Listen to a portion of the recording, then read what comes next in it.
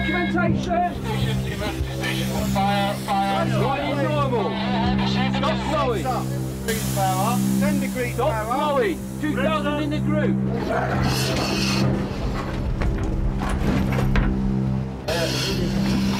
Get an EBS, first man, now! Move yourself! Right. I have the ship, half ahead, revolution 40. The medical party! Slowing down, in control. Get boots on somebody. Stand by to surface.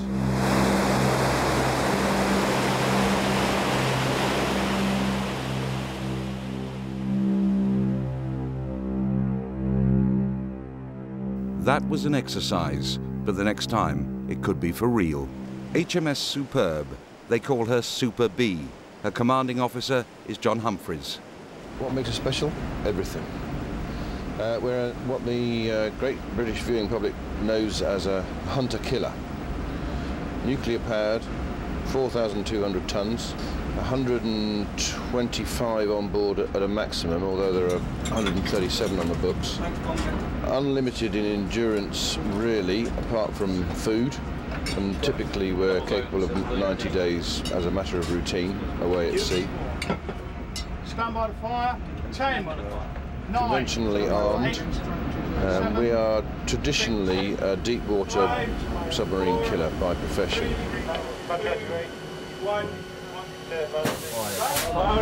We are also involved in intelligence collection.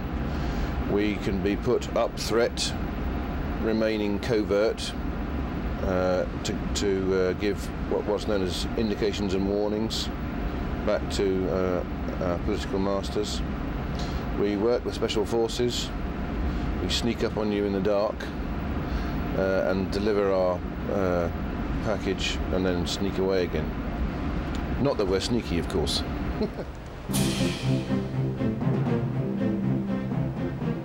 Ever since it was formed, the submarine service has attracted a special type of sailor.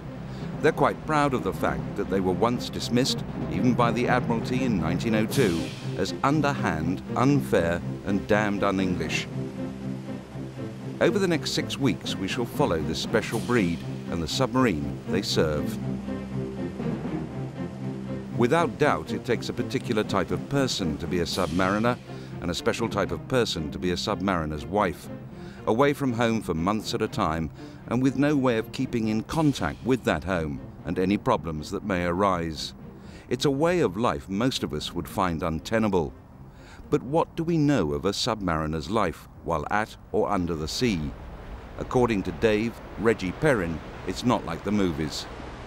First of all, no, we have never been attacked by a giant squid, as we see on TV programmes. Well, I think as yourself, when you're walking through the submarine, you don't hear the ping, ping, ping like as shown on TV films. That's all gone nowadays. We do have the ability to do it, but we don't. When you're younger, it's easier, you're away. It's more of an adventure when you're younger. But when you get older, you're married, you have children, you do tend to worry about your family. We met when I was 21, and we met through my friend who'd gone on holiday to Crete. If you like somebody, you don't think about what their job is and whether you can cope with it or not. You just take it as it comes. It's just something that you just have to get on with, really. You haven't really got any choice in the matter. You just get on with it.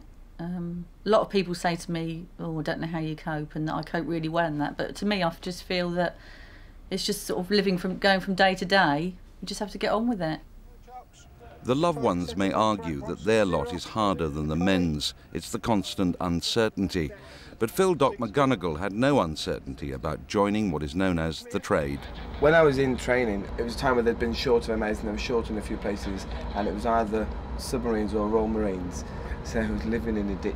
It's not my way of earning a living. So I opted for submarines, and plus my brother was in submarines, he was a PMA in submarines.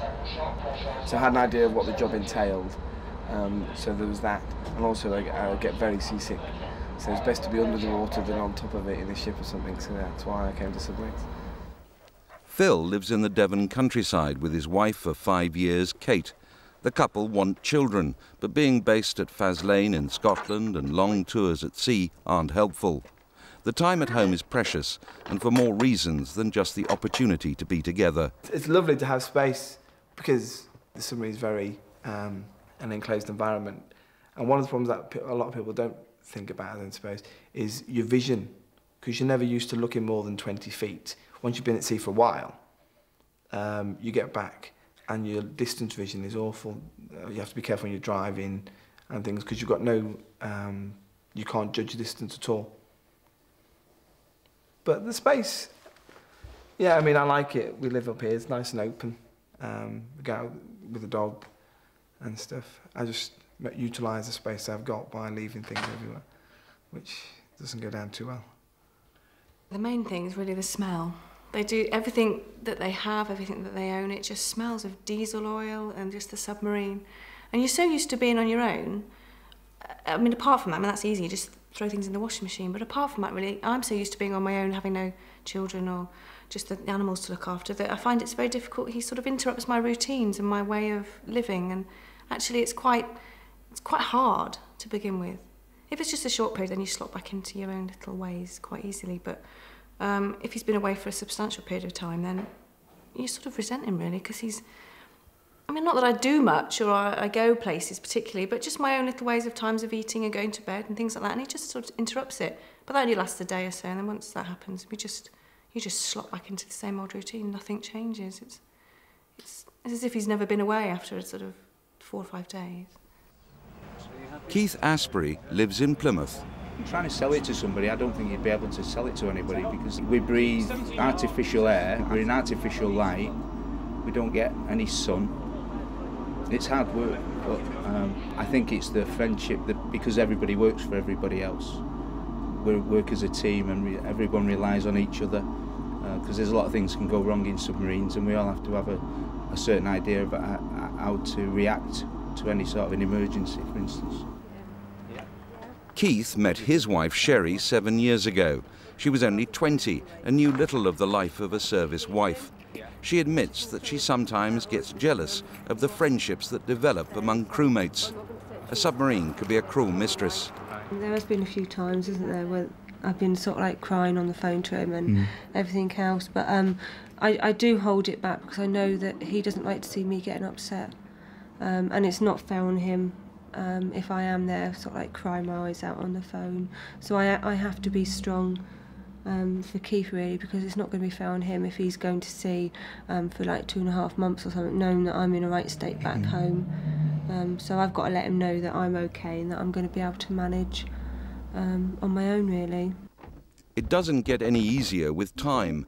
Coxswain Paul Kennel and Michelle have been married for 22 years and live in Gosport.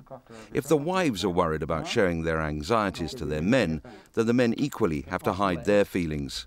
It's, if anything happens, I think, is the main thing. Michelle's had problems before. You know, I've been away on a submarine before when Michelle's had a miscarriage at home and had to deal with that all on her own, and other things happen. And, you know, you're just hoping that something major doesn't occur while you're away on a submarine, and not probably too bad during a workup stage or the sea trial phase straight after refit, but once you go on an operation, you know that the boat's not going to surface and get you off, and you probably wouldn't be told until the end of it anyway. All right, then. Bye then. Bye.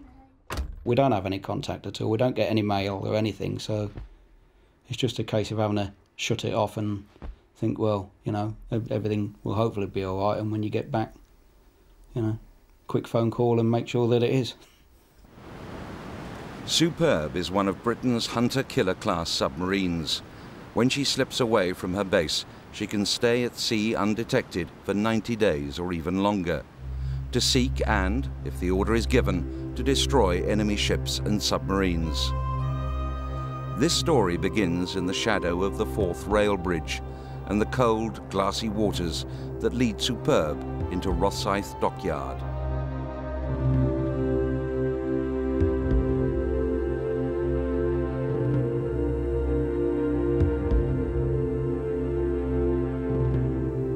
She may be one of the most powerful warships in the world, but at 25 years of age, she's considered an old lady. Super B is coming to the end of a 3.5-year, £200 million refit. The figures involved are awesome. 24,000 items have been checked and surveyed, 14,000 items overhauled, 25,000 litres of paint and 345,000 nuts, bolts and washers have been replaced, along with 136,000 kilometres of cable. The nuclear power plant and propulsion systems have been overhauled and refitted. Weapon systems have been upgraded. 2 million man-hours to turn the 25-year-old into an ultra-modern fighting machine. To the untrained eye, it looks a bit of a mess. I mean, we've got a lot of ventilation here. This is due to the painting, and we're extracting fumes to keep the fumes away. And of course, we're doing hot work as well, where they fit new valves into the 29 bulkhead up here, which a lot of hot work goes on. So you have to watch what you're doing with painting and hot work so you don't get explosive mixtures in the atmosphere. So there's a lot of vent hoses, and that's what all these hoses are here. The cables themselves, the units are stripped out, the cables are checked and run through, and basically say you preserve them, tally them up ready so you know where they go back, so the jigsaw all marries up at the hinder end. The pride of the workmen in the Scottish Yard is self-evident, but there is also great urgency. Deadlines have to be kept, and not just for the massive rebuild programme. The crew are about to come under intense pressure. Emergency station. The new Superb will be unlike anything these men have ever had to crew, and that includes Commanding Officer John Humphreys. We do things by rote. So these guys will react in accordance with emergency operating procedures and make the boat safe. The training that we're doing at the moment is part of a process designed to bring us from novice stage with background experience into a submarine, out of a refit environment, which is 3 years alongside, not being at sea, and then in stages out to sea to do simple things and then do more complicated things until ultimately we can operate in any of the areas we're asked to operate. So the process starts with theoretical training, and the bit we're doing now is using some of the simulators that are available. If we make a mistake, it doesn't matter. It's a simulator, it doesn't cost £300 million every time you run aground. Lower search, raise attack. Lower search, raise attack. Main pump is stop, fire safe shut. You have to surface the boat between 5 and 10 degrees bow, otherwise you do the old flip of the dolphin routine. Straight back down and we all die. What we're training these guys to do is react to emergencies to a certain point, and the point is getting the submarine in a known and safe condition. Petty Officer Perrin has made the long trip to Rosyth from Plymouth. For him, it's like getting a first glimpse of the new car that's been ordered with a whole range of extras and refinements. Reggie has served mostly on T-class submarines. At under 100 metres in length, Superb is not big, especially when it's jammed full of high-tech equipment and a skilled crew. But compared to what he's been used to, the refitted sonar room is big. Wow. This is unbelievable, the size of this compartment. Compared with the other? Compared with all the other submarines I've had. I'm a bit taken back for words at the moment for the amount of room that we've got in here. I've now walked into the junior 8's mess. How many's in this mess altogether? 60. 60 blokes got to share this room. Obviously they won't all be here at the same time. There will always be some on watch. This will be what is known as the officer's 5 berth.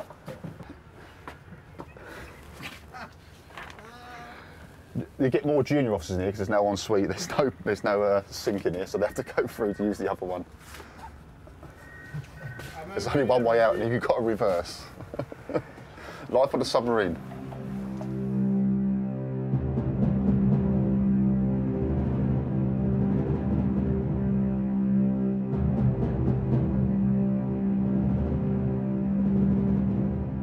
A lot of people think that being in a submarine must be claustrophobic. In my 20-odd years in submarines, I've only ever met one true claustrophobe, and he had to be medically removed. As far as I know, he's still serving. He now serves in general service in ships. A lot of people would have coffin dreams. They lie in their bed at night and wake up panicking just because of the closeness of their environment. And that's all part of living in submarines. A lot of people suffer from that. That doesn't make them claustrophobes, that makes them 99 out of 100 rather than 1 out of 100.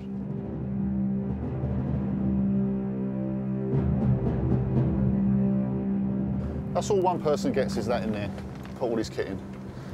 And we're going to have little bags fitted underneath the bunks to put anything extra in as well. Not a lot. That's your egg. Don't touch it, Michael, because it's very hot. For Gail Perrin and the family, Reggie's trip to Scotland will be the first of many separations. I find it hard, obviously, because it's basically like being a single mother all the time when Dave's not here, which I am used to now, but it can be difficult depending on what's going on at the time, but especially if one of them are ill or anything. And if it's anything reasonably serious, it can be, you know, obviously worrying, but it's worse when you haven't got your husband there to support you and to help you. This will be my main compartment when I'm at sea. I'll be sat in here controlling the sonar that's going on, feeding the command with all the information. Because when we actually dived, we are the eyes and ears of the submarine in this compartment in here. Was it a bit of a shock ending up in Rosyth? Total. But that's life in the blue suit, as they say in the Navy. It's my first time I've had a draft out of area, so I can't complain too much. I tried to wriggle out of it, but not too hard. Married, wife, I've left my wife down in Plymouth with 2 children. She's accepted the fact. I'm lucky I've got a strong wife who can put up with that. I'm only going to be away for a while. That's what I've told her anyway. Merchantman, dead ahead. Go deep, go deep, go deep. Keep safe depth. Safe depth. Down all masts. Shut bulkhead doors, mag compartment blows, brace, brace, brace. We're taking a team that has never been before together and asking them to put a submarine that's been parked alongside for 3 years in a challenging environment. There is still so much that could go wrong, so consistency is my biggest concern. Watchdown 2, submarine return to periscope deck. Right, the only failure is that we're about 1 million miles off course, aren't we? I'm going to cut the drill short slightly, so it's an early tea break. Yahoo! Yahoo! Exit. Good. While many of the crew will be coming to Superb fresh, some of the senior members of the complement have seen the massive project all the way through its long 3.5 years. Coxswain Paul Kennell is one. He would much rather be at sea than alongside, and now that the time is coming for completion, the pressure and the paperwork is mounting. It can be quite mundane until you actually start getting more people joining the boat and start crewing up, and then get into sort of the last 6 months, and then you've got the big push of getting moved back on board and getting everybody into the different mentality that you are actually going to sail, and you've got the sea trials and then the work-up stage to get stuck into. So at the end of the day, it's a lot better to be on the boat and then away than it is stuck in refit.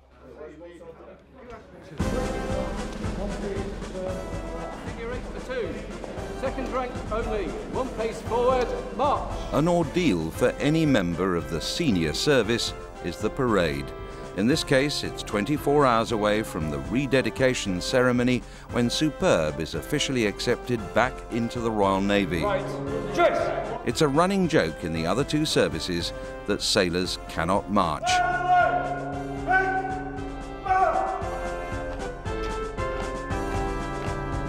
They know only too well themselves.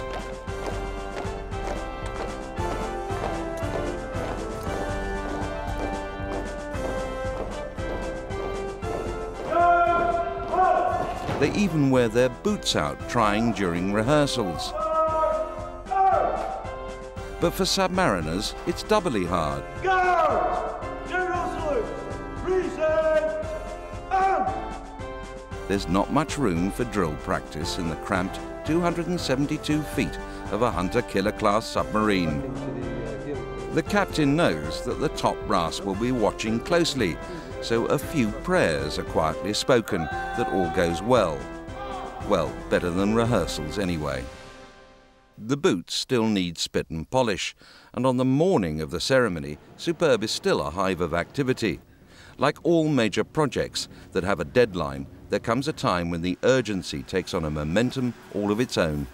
A great submarine tradition is that it looks an absolute pot mess until right up to the end. There'll be various times when all will look to be totally lost, totally disorganised. But there is a plan.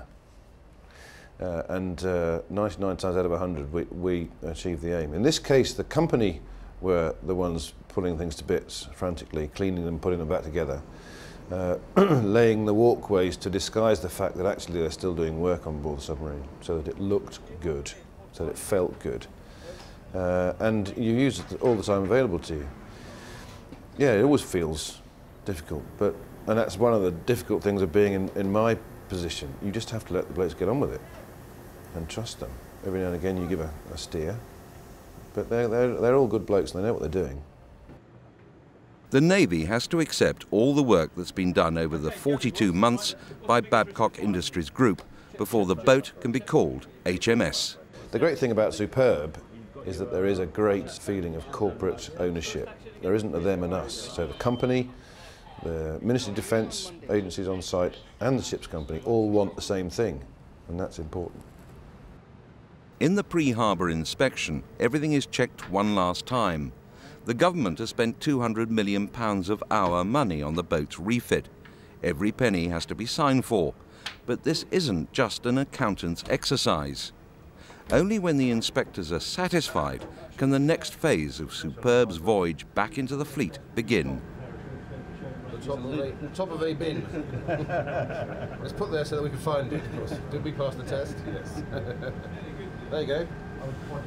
Can I have the £5 now, please? If it goes wrong, it will be a disaster. If we have overlooked something, if somebody picks something up and the company turn around and say, OK, I'm going to need time to fix that, then that will have a direct impact on my sailing date. And I would not be happy about that. The pennant flies proudly and signals that Superb is ready to do her duty. For the crew, there's a last week for the domestic life, and then men like Phil Doc McGonagall will sail for no one knows how long. You don't really get used to it. You know you're going to go, but you don't ever want to go back. It's always a big thing at the end of your leave for both Kate and myself. For it to, you know, like a big thing hanging over us that in a week's time, then we'll be separated again. From now till Christmas, we're at sea for most of the time, really. So from now till then, it'll be most of the time going to be away. I'll get home probably twice, possibly 3 times, if I'm lucky. So come here, bud. For wife Kate, the final days are as stressful as any in married life. Since almost the day he came home, really, you sort of count down. It's like counting up to Christmas when you're a kid.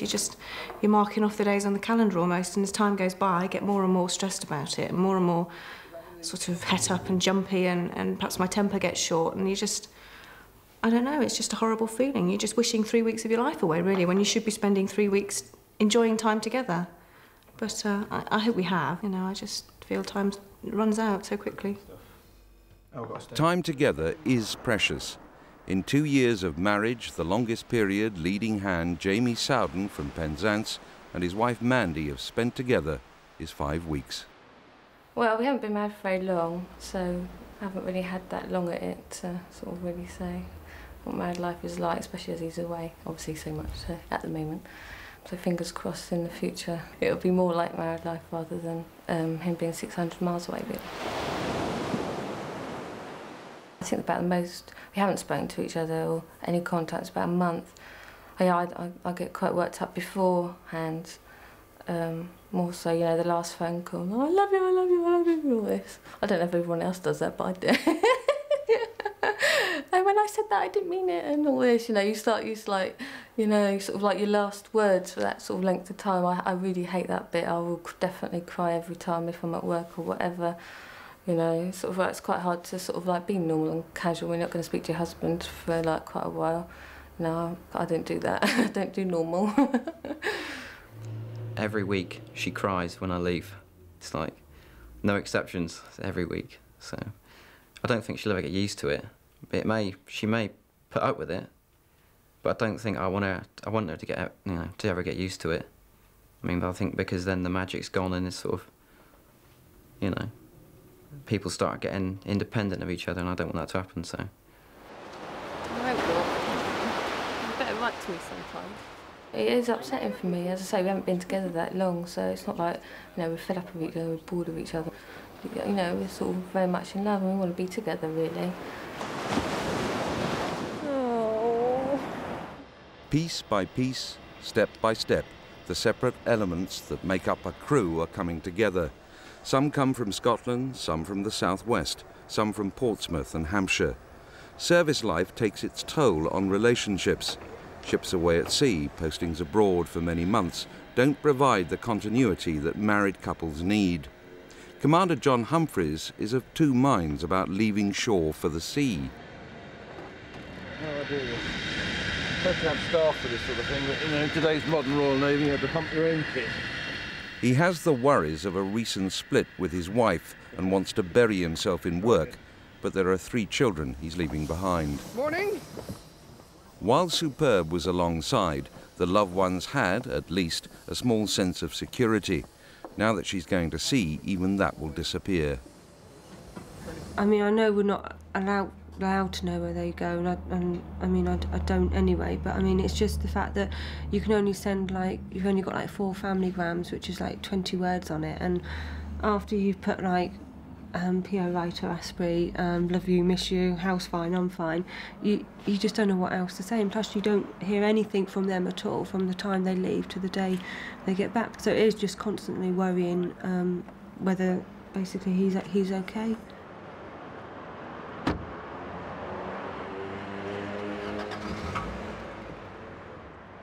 For many of the crew, living away from the office, like Keith Asprey, can mean a 10-hour car drive from Plymouth to Scotland. And for wives like Sherry, it heightens the sense of isolation. John Humphreys, on the other hand, lives almost on top of the shop, but that can mean he's always on call. The escort's parked just down there in the do not park here zone for the crane. I'll go and get myself rogered by a mod policeman for having it parked in the wrong place. Well, as long as it's not on camera, you'll be all right. Yeah. That goes back to Jerry Connor, presumably? Yeah, it's the SRG escort. OK, sir. All right. Want to do that, Fred?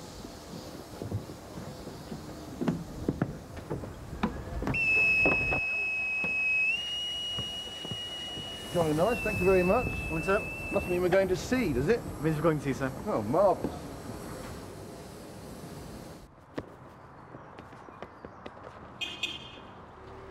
Keith Asprey and Dave Perrin are mates and share the driving. For Gail Perrin and her children, the next few months are going to be a test. They don't know when they'll see him again. Right. Bye-bye. Bye, Mike. Say bye-bye. Give us a ring when you get there. Yep. If it's after 11 o'clock, I'll just let the phone ring twice. Before 11 o'clock, you pick it up. Is that fair enough? Right, take care. I'll see you in 2 weeks, 3 weeks, or 5 weeks. Yeah, all right. You all right with that? Okay. Bye. Say bye-bye. Gail is the rock on which the young family is based, but she admits that she's not as tough as everyone thinks, and that includes her husband. See you then, Gail. Bye. In the early days when Dave was away, I'd lay in bed at night and I'd listen to every noise, every creak, thinking that there was somebody in the house. Oh, gone. Oh, gone. But now I don't. I just go to bed, I go straight to sleep. I don't even think about it now. Can you get someone to bring it down for me? Super B is ready, and the captain and the crew have to be ready too. It's very, very exciting. In fact, it's probably the most excited I have ever been in taking a submarine to sea, because this is, you know, my work, if you like, our work. The sense of relief getting out of here is going to be enormous. If the sense of relief is enormous, so is the payload. A third of all this has to be crammed into HMS Superb. What you can actually see here is one ship and 2 submarines outfits in here, and ours actually includes one whole rack with 2 sides on it, and that's how many items the stores will be going on board HMS Superb. There is around about at the moment 14,000 line items. That's separate types of items, and within that you could maybe have up to 100 to 150 of those. When you actually see it off the boat, it is quite surprising because you can't believe that it'll actually fit on board. Provisions for 125 officers and men. It's an order any supermarket would love. It's not just the army that marches on its stomach. We have 3 stores on board, 1, 2 and 3 store, funnily enough, and we have the freezer and the cool room.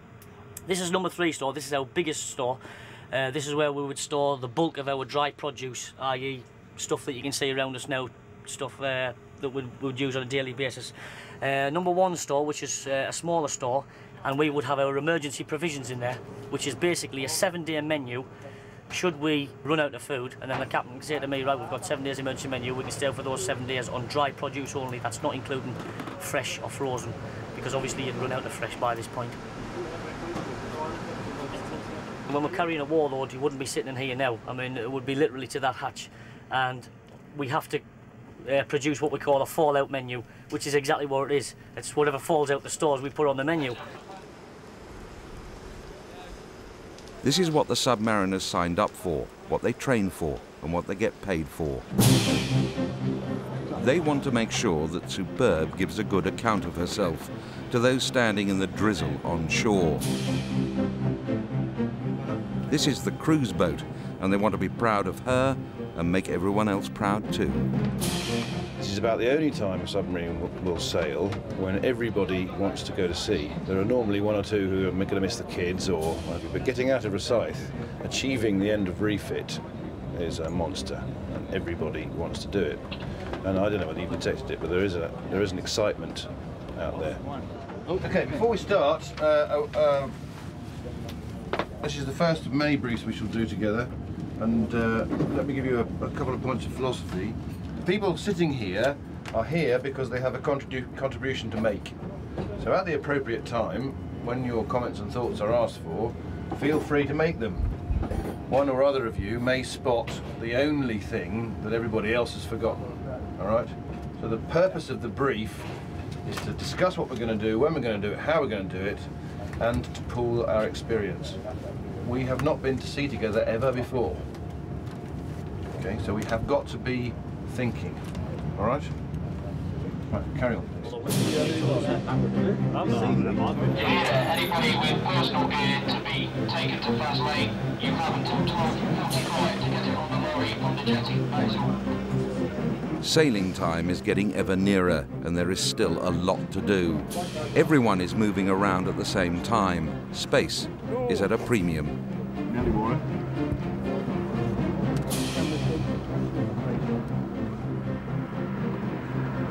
Good afternoon. This is the leaving harbour for Rosyth and the anchoring brief for 29th, 5th, 98. All times are Zulu. Comms will be channel 71 for 4th nav, channel 13 for the tugs, and channel 16 is QHM. Leaving dockside, even for someone with years of experience, is a nerve-wracking time. In a virtually rebuilt boat, it is doubly so. Ahead lies a 3-day surface passage around the tip of Scotland to Faslane. A pilot will be on board when she slips her moorings, who knows the waters, notorious waters at the best of time. And this is with a crew that has never sailed together and in a boat that has not been outside the dock gates for 3.5 years. Using the head mark rather than the stern mark on that leg. Yeah. Moving over from the 144. The first obstacle is a bridge, a big one, the 4th rail bridge. It's a narrow passage between the spans, and John Humphreys is already thinking about what could go wrong. If push comes to shove and I start careering towards the bridge, you can stop me, can you? Well, what we'll do is we'll keep the 2 tugs on the starboard side. I mean, the worst scenario is that we'd need the tugs, you could stop and get the tugs to make a turn on that first leg. Through the bridges, but I mean, I don't see the necessity of that, but I mean, the tugs can push on. I'll keep them on the starboard side of the submarine to turn you if things go wrong.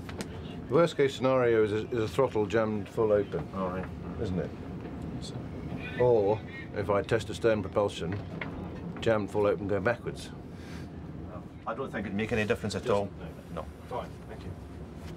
The point I forgot to mention was the fact that the pilot will be disembarking the pilot before we get to Oxcars. That's great. You want to get off? Please. Right. Thank you very much. Come and have a chat when the water is cleared. Thank you. Ultimately, it will be the skipper's responsibility to get Superb safely out of dock and into the Firth without hitting anything. Their lordships in the Admiralty will not be pleased if there was a scratch on their expensive submarine. With all the planning and preparation and help, you might think that it would be no more difficult than backing a newly restored car out of the family garage, albeit a 4,200-ton car. John Humphreys thinks not. Well, in theory, it's dead easy. You just strap some tugs onto the side and you pull her off the wall, swing her out, line her up for the entrance to the basin, open the cassoon, and you drive out. But it's not like driving a car out of a garage, because the thing goes sideways in the wind, and you've got, if the tugs equate to the wheels on your car, well, you haven't got a wheel on each corner. You've got two on one side and one at the back and one somewhere else sometimes. So it's a question of balancing the forces in moving the boat, and the really dodgy bit is going through the entrance gate, because we really can't afford to hit anything. I mean, the hull, when doing damage to the hull, we won't be moving that fast, but we're quite a delicate wee flower. We don't want to knock anything off. So once we're out of the entrance, that's the difficult bit over. The skill is in the handling of the tugs, and luckily the pilot does that. Superb severing of her ties with the land is one thing, but for the crew on board there's now a severing of ties with those nearest and dearest to them. You cry a lot to yourself, but then when I speak to him on the phone, if I'm able to, then he would never know that, really. I mean, he would never detect that, because it's either after that or before that, or it's, you know, you do it to yourself, you don't admit it to anybody. I mean, even to my parents, they don't. Or they don't understand, but they don't know, you know, how upset people get and how upset I get. A sailor who says he doesn't suffer homesickness is being economical with the truth. It's an occupational hazard. And it never gets better, no matter how many times you sail away, according to Reggie Perrin. Homesickness is a big thing suffered by servicemen. I go away to sea, and after about 2 weeks, that's when it hits me, and it lasts about 5 days normally. Once I finish my watch on board, I just want to go and be away from everyone and just think about home. I've done that so many times now, I shouldn't do it, but you can't help it. You just can't help. Homesickness is a big thing. Every service family, men and women, cope differently. Every man on board has, on this first day, work to do, and there's little time to think of home life. For the wives, it's different. Sherry Asprey prepares herself every time Keith goes to sea, but there's always some pain. The day he goes back is really bad, because I know that he's going, and I'm not sure when he's coming home, and it doesn't get any easier. I think it does get harder, but you cope with it every time they come home, and every time they leave you cope with it in different ways every time, I think. It's one of those tales of the sea. For sailors, a ship is a mistress, expensive, not always faithful, and at times temperamental. Superb is, she's a woman, with all the vagaries that that entails. In particular, having come out of Rosyth, done the refit, having spent 200 million, this Swiftsure class submarine is at the peak of her fitness. I got up this morning and it was blowing a hooligan, and that's over in Faslane. I actually live in Helensburgh. And I thought, okay, the weather's doing that. There's a northeasterly over here. With a bit of luck, it might be a southerly over there. And as I drove over this morning, it wasn't. It's still a northeasterly. It's blowing up to 20 knots. So as we go from here, out of the Firth, turn left to go north, we'll start rolling like a pig, all the way up to the Pentland Firth, and then we'll turn 90 degrees left and we'll roll like a pig all the way across the top of Scotland. So what does it mean? It means we're all going to be sick. And for some, the rolling of a submarine is worse than for others, even the dock. I am the worst on board, much to the delight of many of the ship's company, including the captain. I can be frequently seen on the surface in the control room vomiting into a bucket, which puts a lot of other people off, but it's just part of the job, I'm afraid. There's not a lot I can do. Fortunately, we're not on the surface that often, so it's not too bad. But when we are, 99 times out of 100, I'll be the first to be sick here. The first brief passage is the start. On the surface all the way, no dives. That comes later. In the next 12 months, there will be tests to depth, more workups for the crew and weapons testing.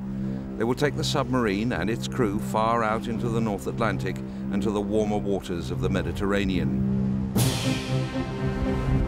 But this trip will always be remembered by those on board. It signifies the return of HMS Superb from the unnatural home in a dockyard to the element she is designed for, the sea.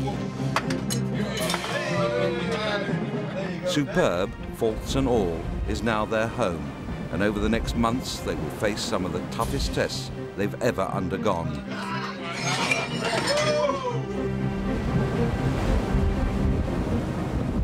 But now they believe that the hunter-killer is up to anything that's thrown at them.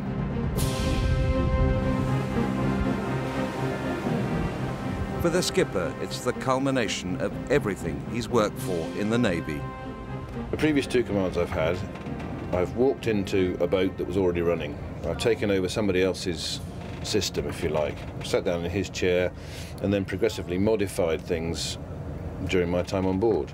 With this boat, the product, the way the people operate, the way the boat runs, work ethic, how we approach problems, comes from my organisation. Stainless to line, indicates run. And stands or falls on my organisation. So it's much more of a challenge for me. Bringing the boat out, taking it to sea for the first time for 3.5 years, wondering whether the bloody thing will work properly. Will I get under the bridge without hitting it? Get out to sea, make it work, and then start to show people how good a product the boat actually was. That was exciting. Going to sea in command is the only way to go to sea, in my view, anyway. But that was a special moment. Superb's first voyage was a surface sail of 3 days around the northern tip of Scotland.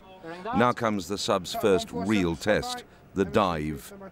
Everything for this nerve-wracking exercise has to be meticulously prepared. Superb has been in dock for 3.5 years, and nothing can be allowed to go wrong. Safety is paramount, and any surface vessels within a range of 1,500 metres, nearly a mile, have to be contacted and warned. 120 is a fishing vessel. Fishing vessel, morning, dawn, morning, dawn, morning, dawn. This is Surface Submarine, Channel 16, over.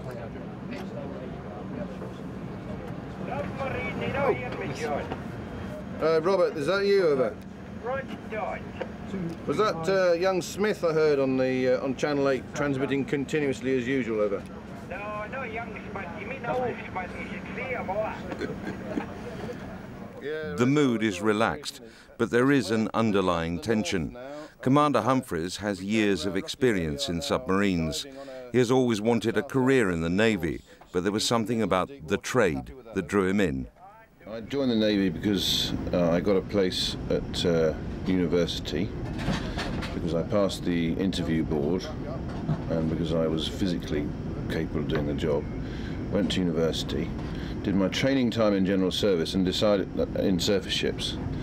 And as a young, impressionable, arrogant sod, decided that I wasn't going to fit in general service, and started to look around for something else, something more. You only get one shot at this life, so I thought, I want to be an elite. I have a mild form of hay fever, so I couldn't be a pilot. Anyway, silk scarves don't suit me, so submarines was my first choice.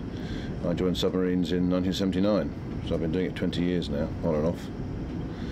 So it was an accident, really. But the thing that attracted me from the start was actually, I thought, for me, for my character, I had the best chance of achieving command, which in my branch is what it's all about. It's the only job worth doing at sea, as far as I'm concerned. The trade is all about taking submarines beneath the surface, and that is about to happen. Diving stations.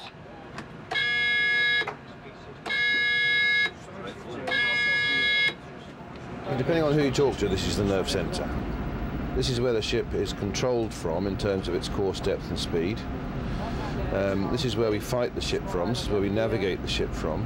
Not bearing 175. But for other people within the ship's company, there are different control centres. Back aft, in the manoeuvring room, as we call it, the engineers sit goggle-eyed watching their gauges, controlling the reactor and the secondary systems, because actually we're steam driven. So everybody has their station. This is the control room, yeah. It is the nerve centre. It's where the brain lives. That's me, by the way. Plot captain, secure radar. A sharp brain, under pressure, and sometimes a sense of humour. But what else do you need to command a submarine? You need to have a sort of confidence. And part of the reason it's worked for me is because I did an apprenticeship in the first 8 years, whereby I did all the jobs that the young executive officers of my branch do. I did the casing officer, the accounts, the classified books, the watch leading, the navigating, the sub-specialisation in the warfare disciplines. So by the time I'd done the 8 years, I was ready to do the command course, the perisher. I sort of changed, if you like, metamorphosised, maybe a bit grand, but that's where I suddenly discovered that, yes, I could do it. So then, apart from the arrogance and the fundamental ability, which is no great shakes, I actually got the last thing in place, which is confidence. And that's what the course gives you. And then it's just experience. And I've been doing it a long time. Ulster watch, Captain. I have the submarine. Clear the bridge, come below, shut and clip the upper lid. It does take confidence and experience to dive a 4,200-ton boat beneath the surface. Not all the crew has been on a dive before, but ship controller for today is coxswain Paul Kennell from Gosport. Experienced as he is, there is some worry. I don't think it's nervousness as such, it's just a little bit of apprehension probably on hoping that the dockyard have done all the jobs and tested all the valves correctly and everything's in the right place.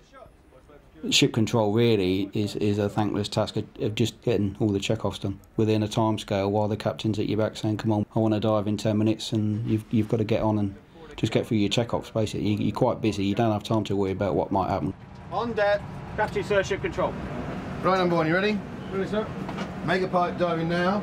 Pipe diving now. Diving now. Diving now. Open 3 and 4 main vent. Open 3 and 4 main HMS Superb has been inside the dockyard for 3.5 years. Today, the 125 officers and men will rely on the expertise of dockyard workers they've never met. The aim will be to let the bow come up as far as it can before we open 1 and 2 main vents. Simply expressed, that expertise has to be trusted to make sure that Superb systems work. If they do break, the crew could be in serious trouble. The boat could be underwater, unable to surface. Let me know as soon as the bubble is steady. It's not just a case of getting the angle of the dive right. Also vital is, literally, keeping an even keel. The bubble is like a glorified spirit level, which, with no access to the horizon, is used to correct any imbalance. All the vents are now open to the sea, and Super B begins her first descent. It's a time when everyone on board wonders what could happen if things go wrong. Well, this is the pointed end of the submarine, the forward escape platform. This is where the ship's office is, over in the corner. And this is where we're supposed to escape from in the event of an accident, sinking or any sort of problem like that. The escape tower is over on the left there. It's a one-man escape tower, so only one person can escape at any one time. And we're then supposed to fleet around this area and into the tower and escape through the tower. The tower's supposed to fill up with water, equals the pressure, equalises with the pressure outside of the submarine, and then the lid opens, the tower lid opens, and we go up. And whether that works, I don't want to try and test that one. So, but this is where we would escape from if we needed to escape. No one wants to do it for real, but training is everything. It's in the case of such an emergency that submarine crews are put through the deep escape tank at HMS Dolphin in Gosport. All submariners have to go through it. Every 4.5 years we go to Dolphin to do the submarine escape tank requalification. That's the 100-foot tank, it's a 30-metre tank that we have to train in every 4.5 years. And they build your confidence up to say that this is how you would escape. But whether you would, I don't know.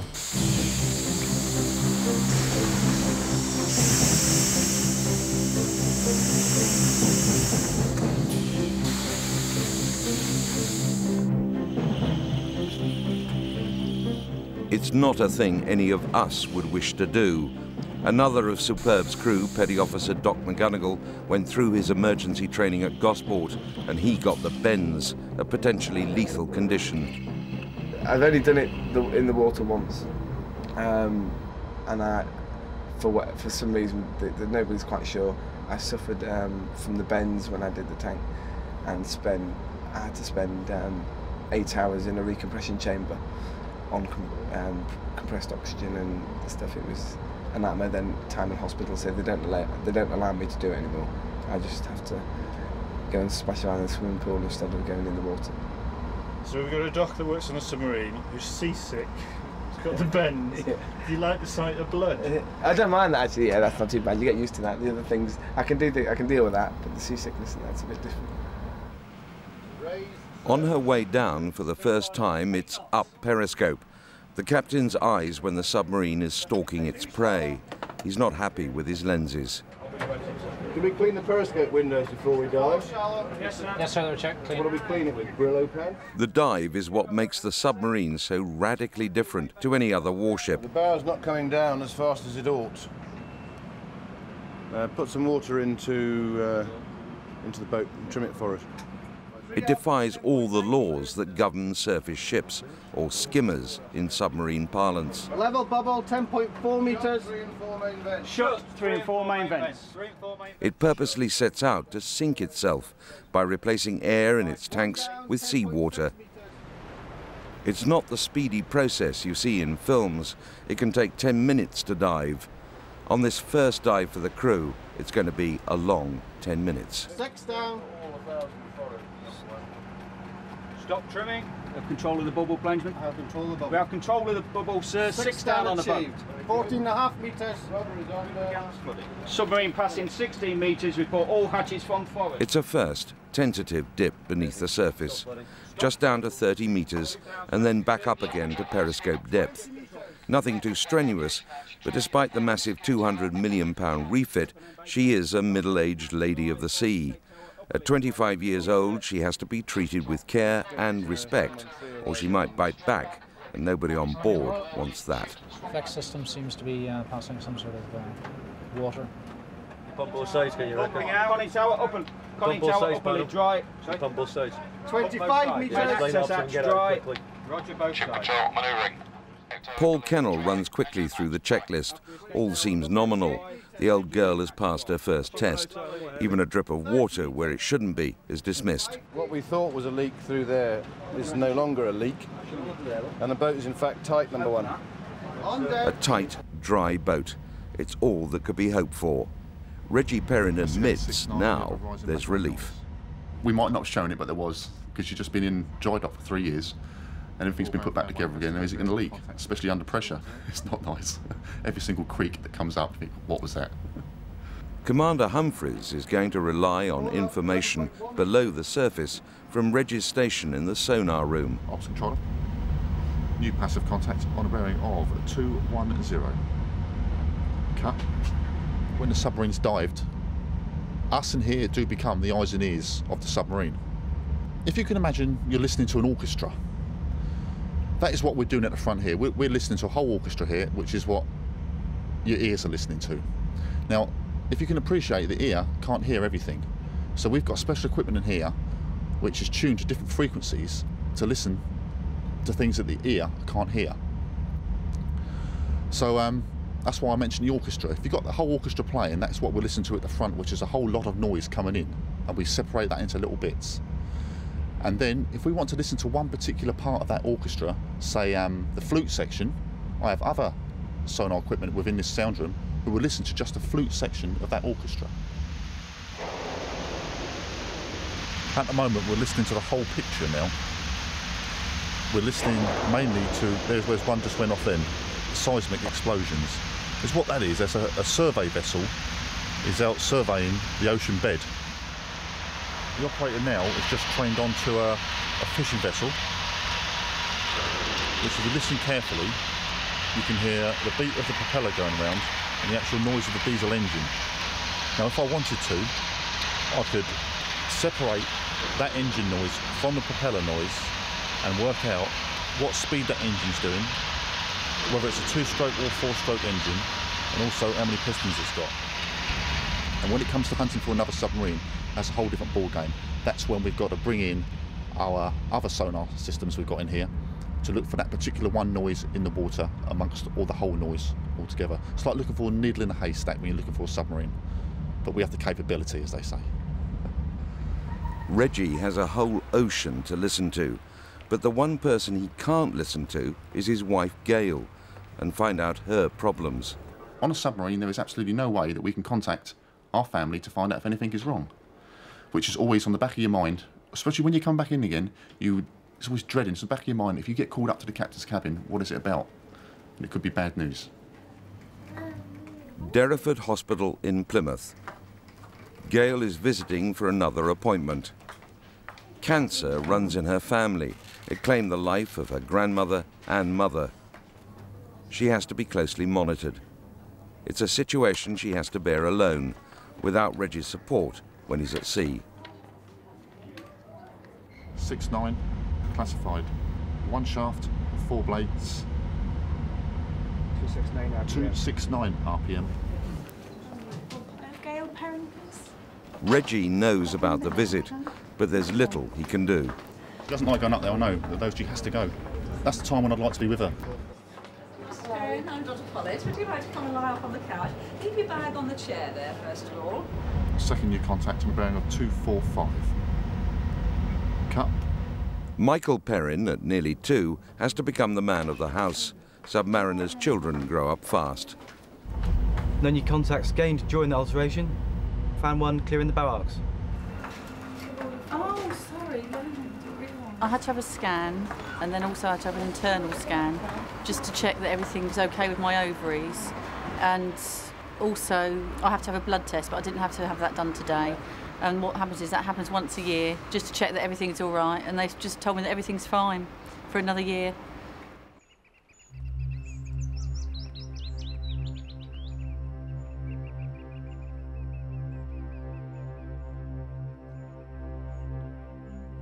Over 500 miles away, below the waters of Loch Goil, Super B is also looking for a clean bill of health.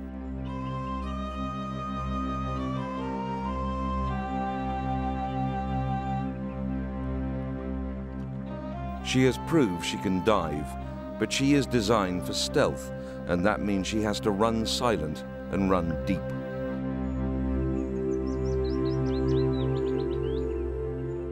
The next test is known as being on the wires. Superb will spend days running up her systems and trying to stay invisible to a shore-based listening station. This is where the stealth element of a hunter-killer comes into play. I can see you, but you can't see me. At the end of this period, Superb will be capable of silent running. Now the crew has got to get used to living on her.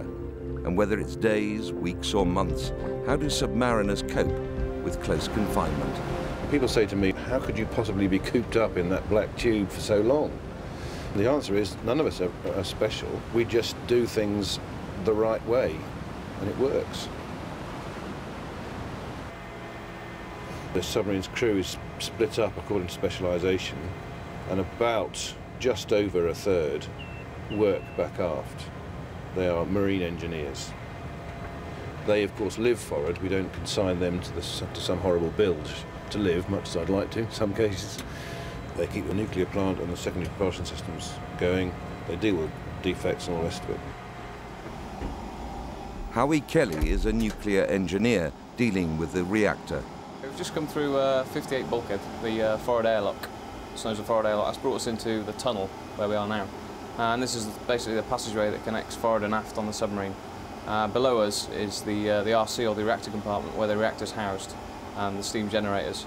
That's an unmanned compartment at sea. And then through the bulkhead aft of us, through another airlock, that's the engine room and all the electrical generation and diesel, and where the steam that's generated in the RC goes through to drive the engines and generate electricity. How much is generated is frankly awesome. We generate enough power with the nuclear plants to support the electrical load of a small town. There are only 125 of us, but we exist, we live. We have a laundry, we have a canteen, we all eat very well. We work, play and rest in the same space, so we have the domestic arrangements and our work environment all on hand. So yes, we are our microcosm, if you like. Let's switch to a fish analogy. If you look at us as a barracuda, we're half teeth and half engine. The boat is laid out so that the after half is nuclear plant and steam propulsion. A lot of power pushing us along. And the front end, where we live, work, and most importantly, because we're a warship, fight. It's time to find out if this barracuda has real teeth. Load two-chew. Load two-chew. This is a spearfish, the latest weapon in a submarine's armoury. They cost a lot, but you get a lot in return. The torpedo can strike a target well over the horizon. Although its speed remains classified, it's generally thought it can travel faster than the legal limit on any British road. 5, 4, 3, 2, 1. Fire and harm. 142. Good. Discharge. 1, 2 for first, guys. Well done. That's the target, and that's the weapon. 1, 6. At the high cost of each fish, it's prudent to test with dummies. Classified submarine target. That is bang in the middle of TUA. Intercept Alpha, that's the first hit. Weapon bearing. In his own inimitable style, Commander Humphreys confirms their successful run. Hit confirmed. Large pool of black smoke. Bodies diving in the water. Sharks circling. Ship control speaking. HMS Superb has just launched her first spearfish weapon. The run was successful. That is all. Hurrah! Superb can dive, run silent and fight, but to what standards? It's no good doing all those things badly enough to endanger the boat and its crew.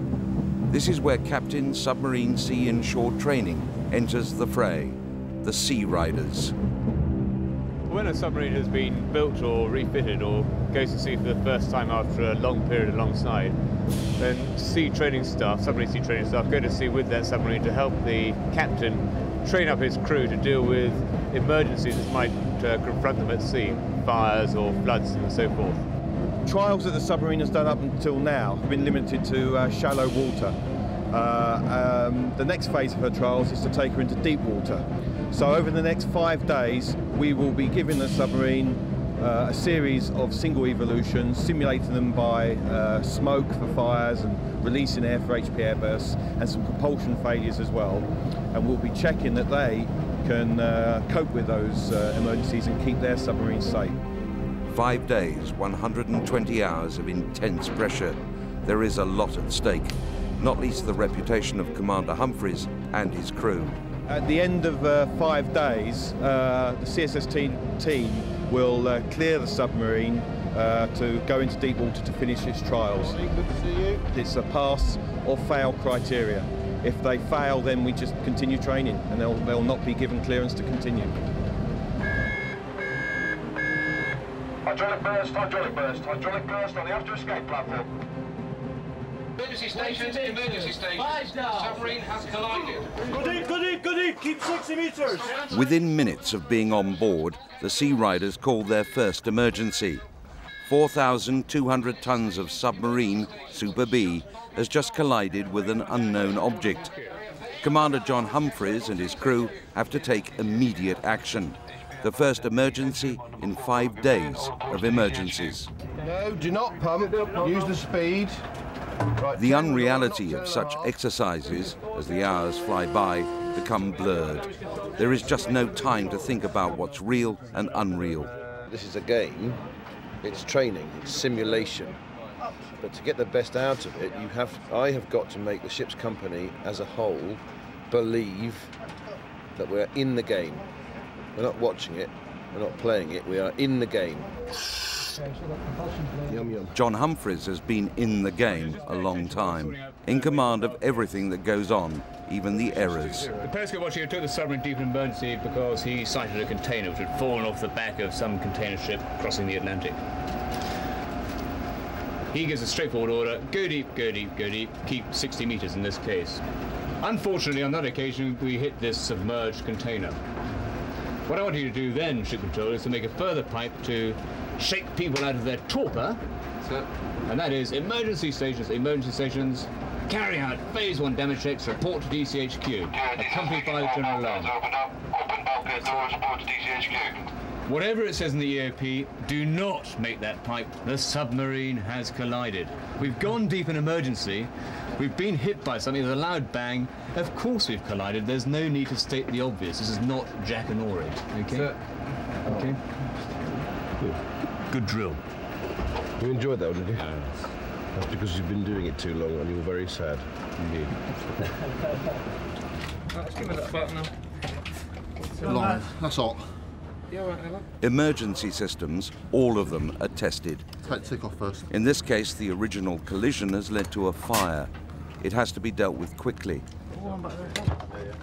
Above all, submariners fear fires. Is it quite rough, is it? P.O. Reggie Perrin's liking for amateur dramatics, when on leave, adds authenticity. Oh. Sit down. Sit down. All right, all right, all right. All right. Yeah. Ooh. Your medical party. I'm all right, I'm all right. You're all right, you sit down. Oh, I'll be okay, just get straight. Get a medical party.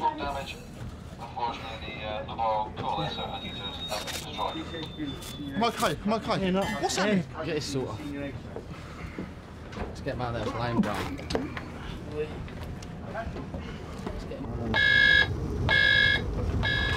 The wardroom, cramped at the best of times, becomes damage control, the nerve centre, dealing with emergency after emergency.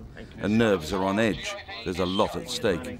Over the next 5 days, we will be conducting single and double evolutions to ensure that the submarine will be able to go on to its next phase of trials, which has to be conducted in deep water. And so to do that, we'll take them up to a higher level, make them capable of easily coping with 2 or 3 things happening at once, like a fire, hydraulic burst or an HP air burst, so that when they go to sea on their own in deep water and they have a single failure, then they'll be able to cope with it with some ease, hopefully. I'm all right. Reggie Perrin's heat exhaustion is a performance worthy of an Oscar, but so real are the tests that for a short while no one was sure it was an act. Yeah, got charge of his head. Oh, quick, get his stuff off. Hurry up, get his boots off, somebody. Enter Plymouth pal Doc McGonagall to deal with him as he would any crewman. Emergency, action and backup. It's all watched. Get your clothes off, then we're going to get you out of here. You take his head. I'm all right now. I'm all right now. At stake at the end is an assessment by our team as to whether the submarine is cleared or not cleared to go to sea. If we do not believe she's ready to go into deep water on her own, then we will not clear her. Okay, so let's send in a couple of tiger teams and investigate. The end of the examination is a very long 4 days away. Super B and her crew are, so far, doing well, but it's going to get tougher, a lot tougher. The Sea Riders are not just there to criticise, but advise as well. But their advice has to be noted. First thing you need to do is tell him whether the burst is isolated. Okay, so they've over-isolated. We'll take that over-isolation off. Yes. And you're laughing.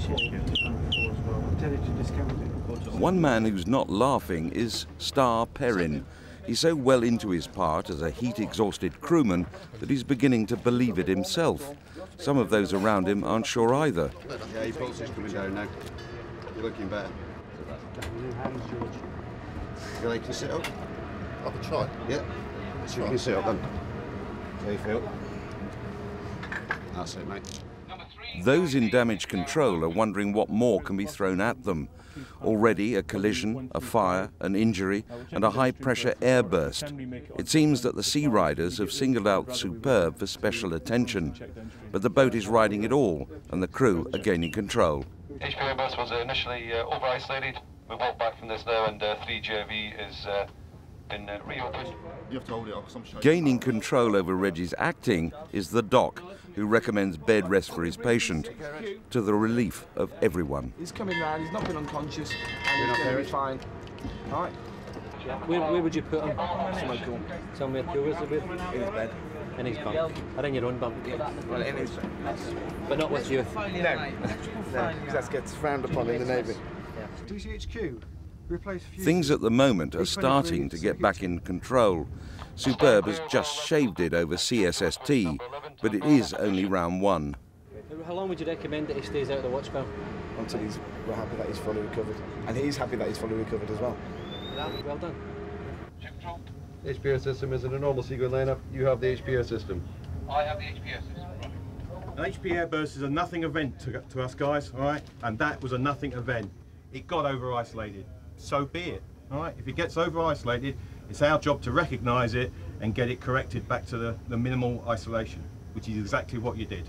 That was well controlled, guys. All right, it's a piece of piss, isn't it? I was told to act out the fact that I had heat exhaustion and collapse. So I quickly asked the guy what heat exhaustion does to someone, so I've never had it before. So he had about 30 seconds to tell me as I was walking back towards the mess. And I think I got it too right, because they actually thought that I'd actually really had collapse of heat exhaustion. And also I think Phil, the PO doc, he was a bit confused as well at the time. We've been in that woolly bag for a while. I don't know, I can't remember. But they looked after me right, didn't they? Did you see? And ever since then I have been ribbed about it. Just need to get some water. Every crewman has to join in the game. Yeah, Ship Control speaking. We're about to start plainsman training for this afternoon, and this afternoon's driver is PO writer Asprey. Coxswain Paul Kennel from Gosport hands over to Keith Asprey from Plymouth. He will be driving the boat while all around him is madness and mayhem. Driving the boat under normal circumstances isn't a problem. Today we were plainsman training, and what happens is that they give you different scenarios. If you're after planes are jammed to dive or rise, then you have to follow a particular procedure to get the submarine into a safe position. He has little time to think about his home life with wife Sherry back in Plymouth. She has other, more mundane worries about his driving skills. I must admit, I get more worried about him actually driving down from Scotland, because I know what he's like with driving, so I get more worried with that than what I actually do with him actually being on the submarine and everything. Because I know, I think it's because I spoke to Keith about it in the past, and I know that there's so many backup systems that if something does go wrong, there's something always to sort of like cover it. So I think that's helped actually talking to Keith. In the beginning, I did worry an awful lot. I was like terrible, sort of like worrying, but now I just get used to it. Full rise on the plane, starboard 30. If she did know what could go wrong, she might worry. It was hot, I thought I was on fire. And I thought a smell of burning was coming from me, but it was from somewhere else. And I was sat in a puddle by the end of it. But it's all down to making sure that we're safe. Okay. Very good lesson there. Even though you didn't have the foreplanes throughout that evolution, use of starboard rudder actually brought the bubble up. Yeah. Okay, so it didn't matter. But Sherry would be proud if she knew Keith's driving skills had saved the day. So it was a bloody good lesson. All of this is pressure. The fact that when we're actually off watch, as you know, we're on a 6 on 6 off cycle. When we're off watch, we're up fighting fires even when we're not on watch. So we're up out of bed, and then we're into these woolly bags and fighting fires and so on again. And that's pressure. Then you go back to bed, and then it seems like 10 minutes later you're up again for something else. So there's a lot of pressure and stress. It does get a bit stressful sometimes. Fire! Fire! Fire! Fire the pantry! Hey. And just when you're wondering what can happen next, a fire breaks out in the galley next to the wardroom and the temporary damage control centre. Rebel documentation! Documentation! Emergency station, emergency station. Fire! Fire! Fire! Fire There is only one way out, through a small hatch.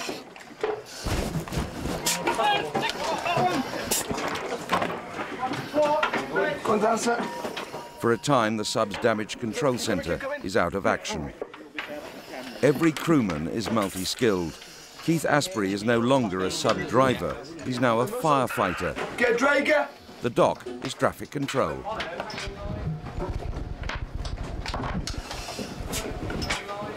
No, we've got 1, 2, 3, 4, 5 sets total. We've got one full three-man team that name's passed. While the firefighters wait to hear how serious the outbreak is, the CSST is throwing trouble the way of the medic teams. Doc McGonigal is alerted that a man has been contaminated by primary coolant in a tunnel close to the nuclear reactor. It's radioactive. What I want to do is pass you this roll. What you do is not to move, right? You pass you this roll, and any left loose, can you start to mop up? Start to mop up. You can tell the team are on the way. Delivering assumed contaminant statement. Need one more for the three-man team. What numbers have you got there? Give us a shout when you get another one. While the firefighters still await instructions, in the tunnel there is now a sense of real urgency. If the dock does not clear up this spillage, then anyone walking past this point could be contaminated. Any of that loose, just shove something on it. We want to put the lid on the bottle. Lid on the bottle.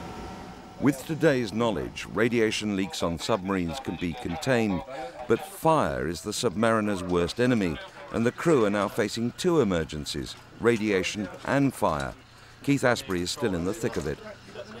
If a fire is too big and we're pushed back, we then have to retreat somewhere, gather the troops, if you like, and then we get dressed in what they call fear not suits, which are those what we call woolly bags. They're thick, but they're all fire retardant, and it makes you sweat a lot, profusely. And it's like being inside a water bottle. I just seem to go from puddle to puddle. I left the puddle in the control room. I'm sat in another one now. Stand the bottle up.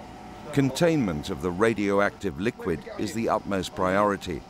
A leakage could find its way into the submarine's ventilation system and within a short time contaminate everyone on board. See those heads? Yeah. And we'll do family from there. Okay. It was a simulation of the dropping of a sample of primary coolant out of a bottle that had been taken for analysis that we do on a daily basis. It was using water as it was a simulation, and it was to check our response to that happening.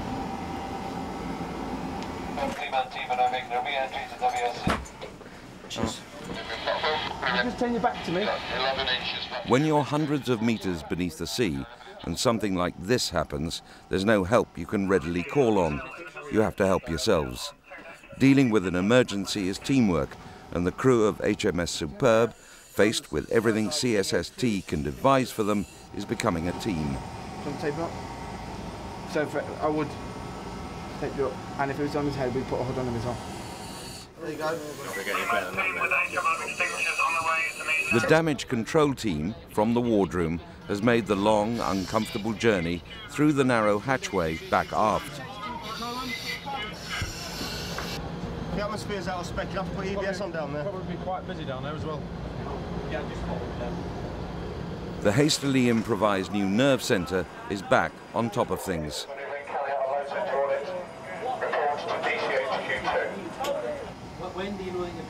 Where a few hours before there was just chaos, there is now a semblance of organised chaos. Permission that the man ready to be moved to decontam, and the radiation leak has been contained, but there are still worries.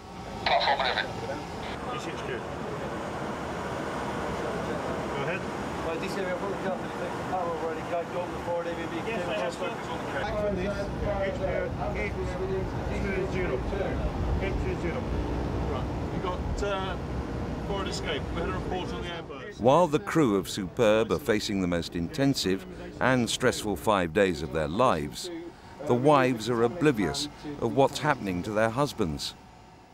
Hi, is that crown roofing? Hi, it's Kate up at Moorhaven. You gave us a quote for building a... The doc's wife, Kate, is not fighting emergencies, but domestic problems to her are just as great.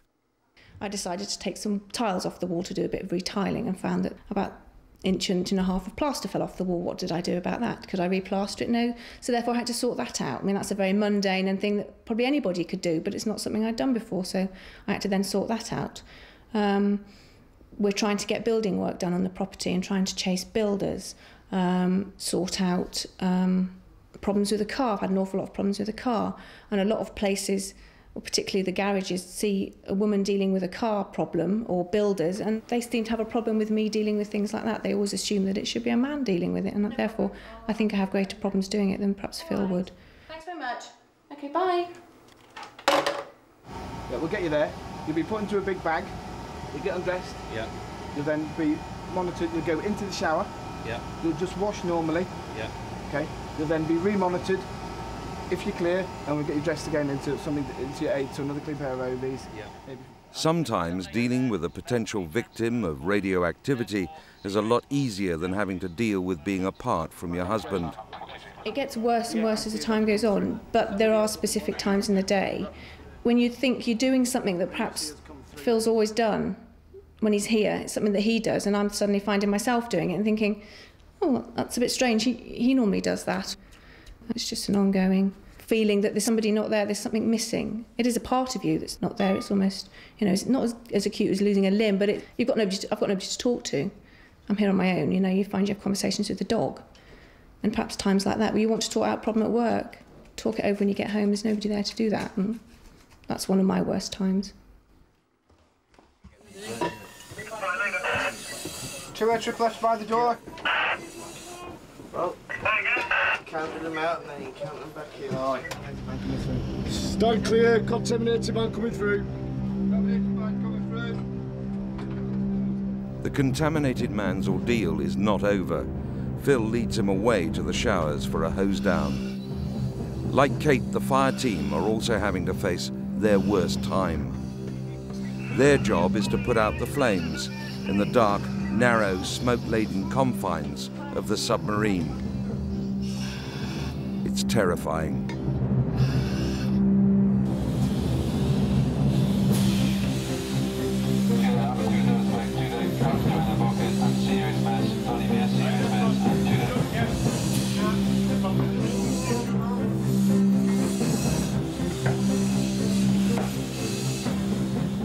For Keith Asprey and his team, this is as realistic as they ever wanted to get.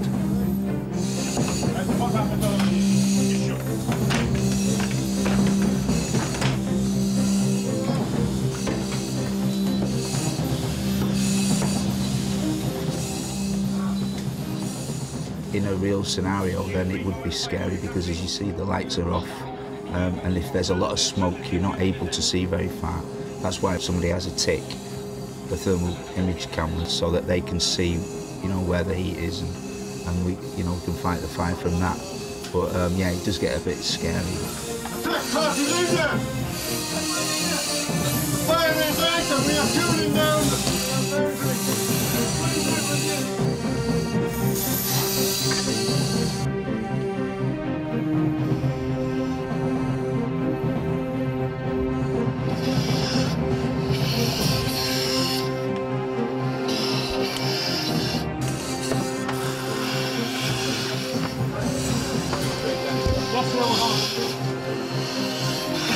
Get to the EBS first, man, now! Move yourself!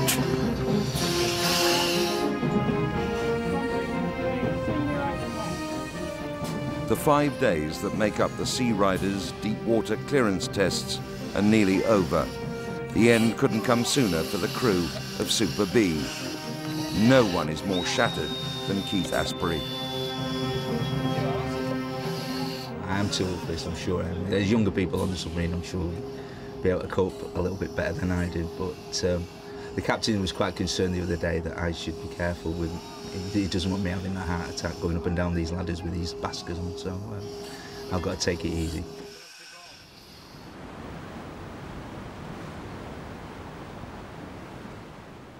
Only one more hurdle, but a giant one. The CSST debrief, where the crew are told how they've done. Did they pass or fail? It can be a worse ordeal than the test itself. Okay, chaps. Final debrief for deep water clearance. It'll take the form that I will go through today's pickup points, as I have done, the nitty-gritty of what went wrong today. All right, get your books out. It's just as valid to take this one tonight, because the next time you see us will only be a couple of months away on full workup. All right, and so I don't want to see the points I'm about to mention tonight. We had a bit of a problem with the escape hatch in the XO's cabin. All right, the first lieutenant had to make a very urgent and panicky pipe for some bastard to open the escape hatch from down here. All right, it's not on, guys. Had somebody not opened that, all right, we could have had fatalities there.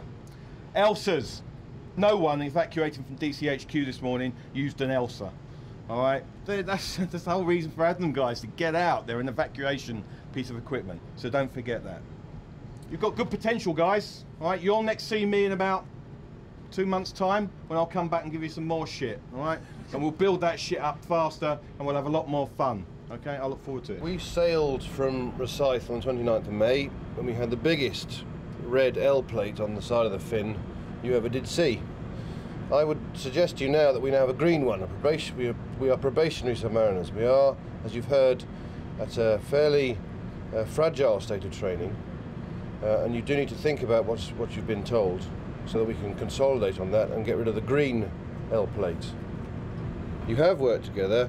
I do detect, as I knew I would, real teamwork and esprit de corps in this ship's company, and that you should be especially proud of. Well done. I'm so pleased with you that I'm going to take some time off now. I'm getting off tomorrow morning, principally because the XO has been dripping like a leaky tap about not getting a chance to do anything except change standing orders and write daily orders and all the rest of it. So I'm going to get off and let him have a play. The fact that you're doing deep dive and full power trial has got nothing to do with that. And I will be thinking of you. So be careful. Thanks very much, gentlemen.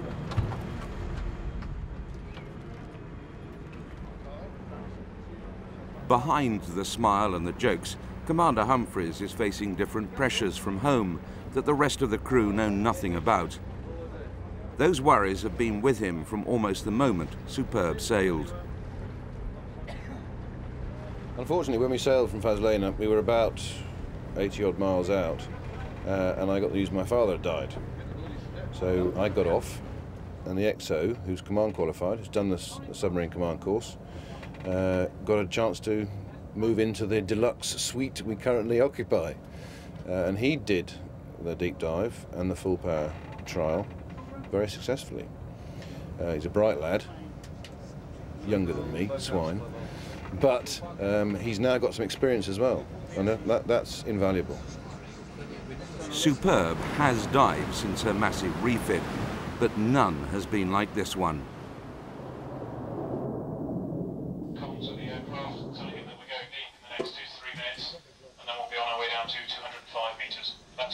In command will be Executive Officer Ian Breckenridge. We've tested everything in refit, and we pressure test all hull valves and other equipment. And the final test, of course, is to take the submarine down to deep diving depth for the sort of the real test. We do it in stages. So we went to sort of one depth, did a load of tests there, down to another depth, and then finally down to deep diving depth. We've basically opened up all these hatches here because we're expecting the fittings and the pressure hull to be squeezed up at depth, and the last thing we want is to have doors and cupboards jammed shut. The pressure on the outside hull is enormous, equal to the pressure on the crew itself. But they have to trust that the designers and builders knew what they were doing. When they say Superb can go so deep, then it must be tested to that depth. Minor leaks can be dealt with. Major ones could be catastrophic. Do you have to play Who Wants to Live Forever while we're doing a deep dive? How deep she will go is classified, but it will be deep. Very, very deep.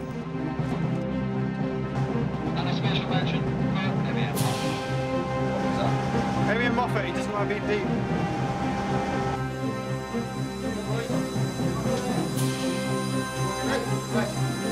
Oh, the ball seems clear, but that's a steady drip. Behind the nervous banter, every crewman is straining for the sounds and signs that mean something could be wrong. These are tense minutes for even experienced submariners like Reggie Perrin.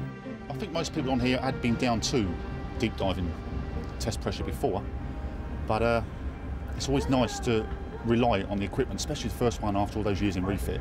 I must admit it was a bit hairy at times, and a few bulkheads were bending, the wood was cracking throughout the submarine. Quite a few of that's had to be replaced. A few tiles come up in the galley, in the heads and the bathrooms. But other from that, it was just really cosmetic damage with inside, nothing major. Nothing that you wouldn't expect anyway from a deep dive. But it was successful, and we've got confidence now in our equipment. We know it works down deep. While the build-up, the dive and the aftermath the train for carried out and examined, there are other events that will be missed. Events on shore that most people take for granted and not part of a submariner's life, like a child's birthday. Nicole always says she doesn't want me to go, which is understandable. You know, she's 6.5 now, she understands me going away. But she's always glad to see me when I come home. Michael hasn't got no concept of time at the moment, bless him. Apparently anyone walking down the street is Dada. Nicole, show you how to do it. Once he's home, they're all over him, you know, especially Michael, I think. He just follows his dad everywhere when he's home. Once he's been home for a while, whether that'll wear off or not, I don't know. But you see, when he does come home, he seems to want his dad more than he does me, you know. Back on Superb, it's not only the skipper who's having to deal with bad news. Coxswain Paul Kennel has had to leave Superb to make the long journey from Faslane back to his home in Gosport. His wife Michelle needs him badly after a traumatic experience. It also gives him time to spend with his children, a much-needed break from the family on the boat to see his family at home. Part of it spent, where else, at the Submarine Museum. Rachel? Rachel, Dad was on this It's a model of one Dad used to be on years ago. It was Resolution, and they got rid of those ones. You see the missile hatches there, look. Used to be 16. Yeah. And the conning tower with the men in the bridge, look. She went out to park the car one night and left the door ajar, and some chap decided coming through the door, take her handbag and run down the road, and she just caught sight of him and ran after him as best she could, but did her backing in the process of it. So that took about, well, it's still ongoing now. She's still getting physiotherapy, and it's brought out that there might be a few other problems wrong with her as well that she's got. So it's been sort of ongoing for the last year now, unfortunately. I had to deal with cancelling the chequebook and all the cards and everything like that, and then the police came and had to go to Gosport Police Station, make a statement and everything, and Paul didn't know anything about that till he'd come home then. That had all been done by the time he'd come home. That's what he used to use for talking. So there'd be somebody sat here, and whoever he wanted to talk to, he would move a button down. Michelle's been married to me now for quite a while, and she's got used to being the Navy wife. She kept quiet to me, really, as to how bad it had got. Didn't think it was that serious to get family services involved to tell him, because he'd only worry anyway. There's no point worrying him if he can't do anything about it. All right, that one to steer it, and then you've got to go back and forward to keep on depth, look. Oh, we're going down now. Don't do that. Going down. It was during the sea trial stage that I rang home on the Saturday and could tell things weren't as they should be. You know, she was suffering a lot more than she was telling me. And her mother come down to see her on the Sunday and said, right, that's it. You know, I'm going to put you to bed and get a doctor in. And they rang me up, and the doctor confined her to bed for 4 days, and they got me off the boat for the month. Where are they going to build the tower, look? I've never had to get to the stage where I couldn't cope on my own.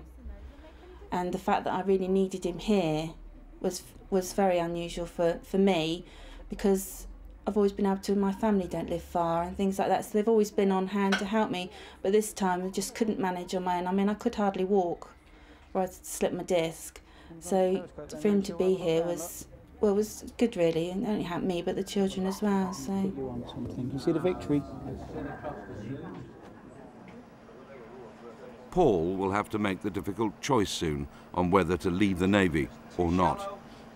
Back on Superb, there's a sense of a job well done. The deep dive went well, and John Humphreys is back in command. Next is a sail to Den Helder in Holland. The crossing takes Superb into the busiest sea lanes in the world. She might be powerful and deadly underwater, but Superb on the surface is a small object on a big sea and dwarfed by merchant vessels. Vigilance is the key word.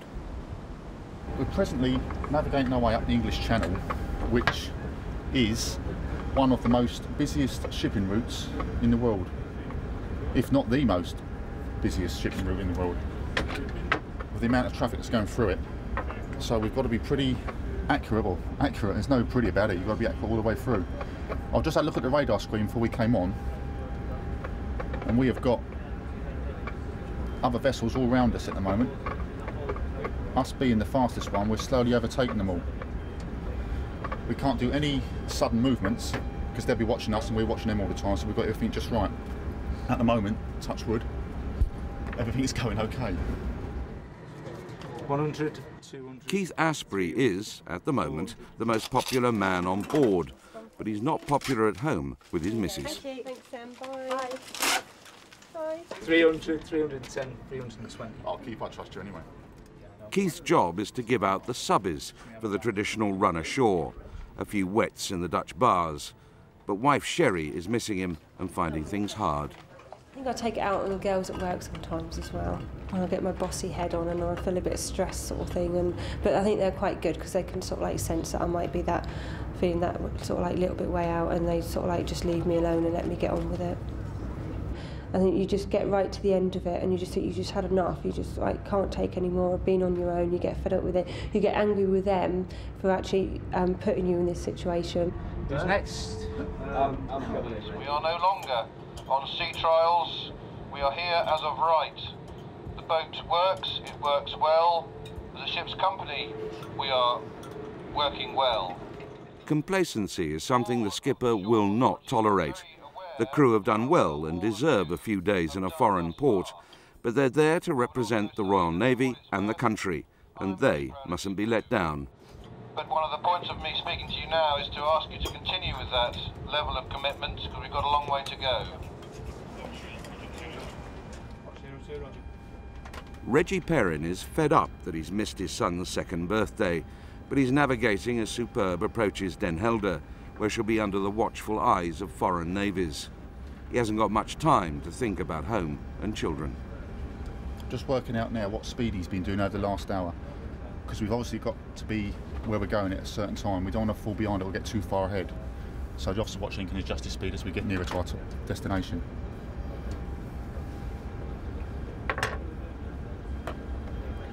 Bridge clock.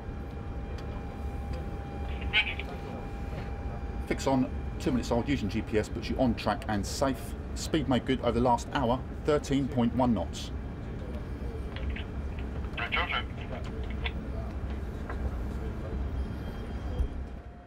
Leading hand Jamie Sowden has also got a lot to think about. He's about to take exams that will take him up the ladder. It's basically an oral board about the tactical weapons system on the boat. My job as a controller in the sound room. So I can take control and charge in the sound room. Got to be able to know exactly what's happening with the torpedo at any time, and the sonar and the tactical weapons system in general. You know, can be a bit tense.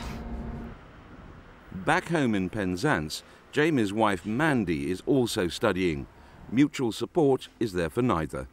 The advanced certificate in marketing exams, I've been doing that about 9 months now, and I'm coming up to exam time, so obviously I've been putting in as much work as possible. I know how much I want them, you know, and I've worked so hard that I think about failing, and I don't want to have to do resits. I've worked so hard this time to take them the first time. I don't want to have to do resits.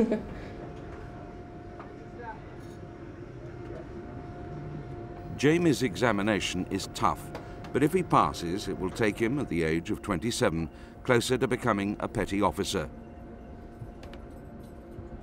Working with the tactical weapons systems, he has to have, amongst other things, a thorough working knowledge of the information that's needed to fire a torpedo from the bomb shop.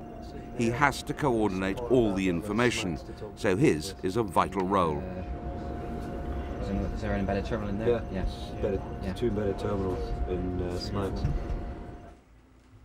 Mandy wants Jamie to succeed, But she also knows that a pass could be a double-edged sword. His commitment to stay in the Navy will be reinforced with all its attendant disruptions to home life. It'll make it harder for her. The important bits were fine, you buffed, I was quite happy with that. And I would say you've got the 65–70% knowledge now. It's a gruelling hour, but Jamie passes. Okay? Yeah. Well, that's fine, it's a good pass, quite happy. All right, thanks. All right. Well done. Good stuff. That's another one complete. Hurrah! All right, you can relax for a couple of hours. We can get out now. Okay, come on. You want to rack out? Okay, 14th, 19th of October, we're going to be visiting Den Helder. Den Helder's in the Netherlands. Right at the top here. Amsterdam's down there. It's about 60 minutes away on the train. 2 trains every hour, 25 minutes, 55 minutes past the hour. Okay. Den Helder itself is not unlike Gosport. Yeah, so no, it's not. It's actually quite good. They're quite tolerant of matelots because they're very used to them, unlike Gosport. And there are a lot of very reasonable clubs. A lot of you will decide, instead of staying in Den Helder, you want to go to Amsterdam instead. And we've got some information on that which we'll give to you during the course of this brief. The run ashore is a time to unwind after the strains of deep water clearance. It will be fun, but more of the crew than you would think say they would prefer to be at home with their families. The Dutch pilot and tugs safely manoeuvre Super B alongside. The visit is not just a 3-day jolly, it's a flag-waving exercise to show Britain's continued support of NATO and its aims. Submariners around the world are a breed apart, and when together, the talk is submarines. Den Helder has close links with Superb's home port. The name of the bar says it all. It doesn't start getting interesting till about 10, 11 o'clock. But submarines are certainly not the topic of conversation elsewhere. Hundreds of miles away, another group is meeting for a drink and a chat. Their talk is about their husbands. But I think once you find that he's been home for a certain amount of time, you will get back into the normal way of things, won't you? Yeah, but I think and after a while you'll forget he's never been there. I think it's going to take time. Oh, definitely. I don't think you can rush back into it because you've been living single lives, haven't you? That's right. And you have to get used to each other again. So we actually sort of try to move forward. Station area. Last time I was there, that's all I meant to. Come out the station, right? There's a tram number 20 that you get from just outside the station. It takes you right around Amsterdam. Go down the steps, if I remember rightly. Yeah, under the road and up again. There's the tram stop there. They leave things around all the time, sort of like lying around, and you're forever going around. Get away with it in me because he knows what I'm like. Well, maybe I'm a bit soft then. Cups by the sink when you've got a dishwasher. Oh, no, little things like that, and you think, well, just, you know, before you just used to put it in, why not now? And yeah, I don't know. Or maybe I don't know maybe that's just maybe us then, because we've been used to, I don't know, we've been used to sort of like doing things our own way sort of thing, and then they come in and there's more of a mess, isn't there? He's fixing his chairs and his stereo. Well, I have a dabble here and there. Oh, there you go, see? Operator maintainer. Yeah. No problem. 4 o'clock when certain bars are closed, other ones are going open.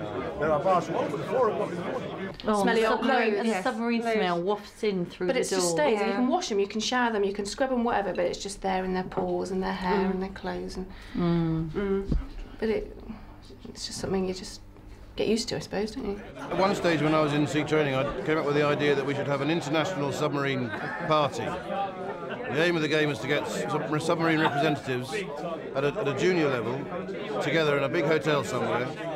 The security guards are on the outside, lock them in with all the standard submarine games that we play, you know, uckers, card games, all the rest of it. And we would have a whale of a time because we all have the same sense of humour.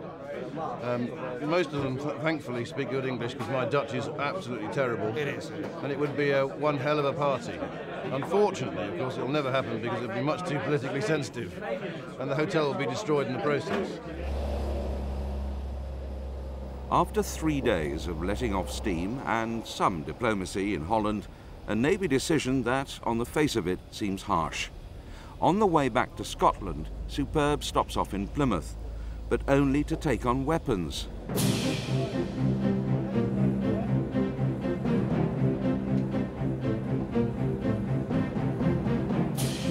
Because of time and predicted bad weather, there is no opportunity for any of the locally based crew to see their families.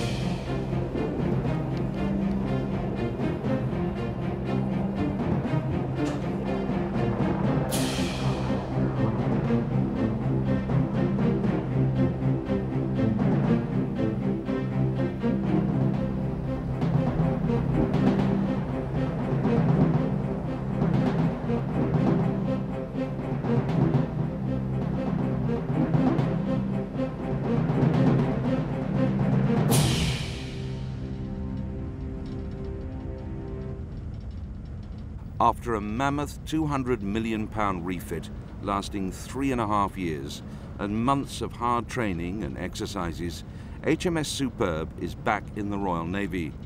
But she is still not deemed to be back on active service. Cabin casing. There now comes the final test.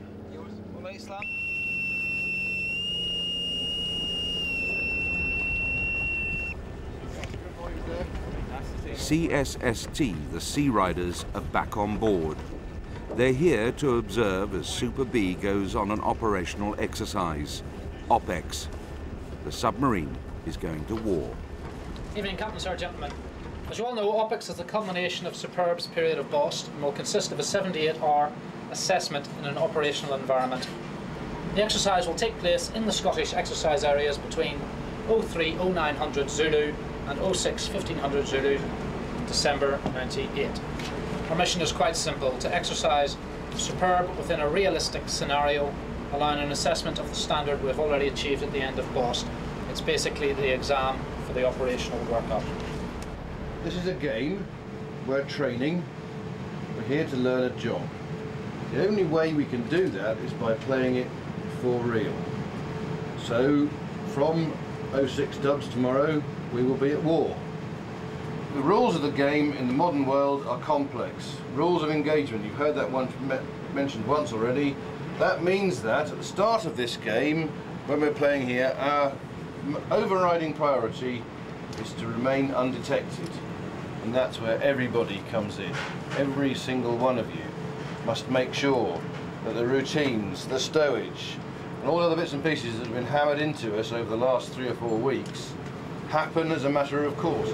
Apart from the operational tasks, it's a whole ship evolution because every man jack of us will be required to fight action damage. Every single one of us will be required to fight the ship. When you're not fighting the ship, making good defects, or planning for the next evolution, you sleep. And lastly, and probably more important than all the rest, enjoy it. Have something to tell your grandchildren when you are even older and uglier than you are already. 5, 4, 3, 2, 1, now. Emergency stations, shut. After slipping from her berth, HMS Superb disappears. This is her role, the reason for the long refit. Her electronics are her eyes and ears, but there are eyes and ears watching her. CSST are back, and for the next few days, every move that Super B makes will be analysed and assessed. Collision has occurred.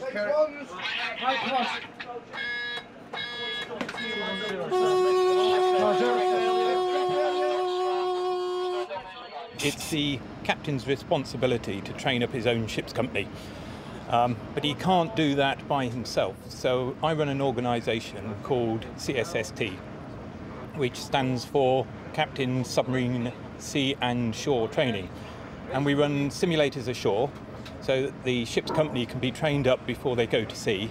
And we also have teams that go to sea to train the ship's company when they're out at sea. And when a submarine has been away from the front line for a while, Superb has come out of refit, her ship's company needs quite a bit of training to get her ready to go into the front line once again. Okay, we've got an electrical failure. We've lost VHF. Can you call up the SS Squirrel and find out if she's suffered any damage? The commander, John Humphreys, may be surrounded by ultra-modern detection and weapons systems and the crew who operate them, but the buck stops at the skipper. We don't wander around with responsibility written in reverse in big capital letters on our forehead so we see it in the mirror every morning. It's our job. We're professionals. DCHQ. It's 276 and shut, no risk of fatality. No, I want the bulkhead sorted out. I want definitely finished with the trim system, and I can give it back to ship control. I'm not getting enough information here. I'm just reminded of the AA's advert, the 4th emergency service. Well, I'm the 1st, so they're the 5th now. Emergency stations, emergency stations. Hydraulic burst, hydraulic burst, hydraulic burst. This is life at the front line. Hand controls, operate watertight doors in hand control. We exist in a system which is designed to foster the ability to go and do any of our operational roles. It isn't mindlessness. We're not some sort of unthinking puppet with our collective finger poised over the button. We're much more intelligent than that. As well as fighting the enemy, the boat must be able to cope with any damage inflicted on them. A fire in the WSC, the weapons storage compartment, could be catastrophic. DCHQ attack party leader. An attack B have been beaten back. There's a lot of smoke in the WSC. The smoke boundary is WSC hatch. WSC is evacuated. Initiate WSC spray. Electrical failure. All compartments carry out the electrical audit alpha and report to DCHQ. The wardroom becomes the damage control headquarters. Information and incidents are coming in thick and fast. Okay, door was balanced across there for the bulkhead shut down on completion. Go ahead, DC Wheel. Right, support party, I need hoses here now, come on! Bulkhead.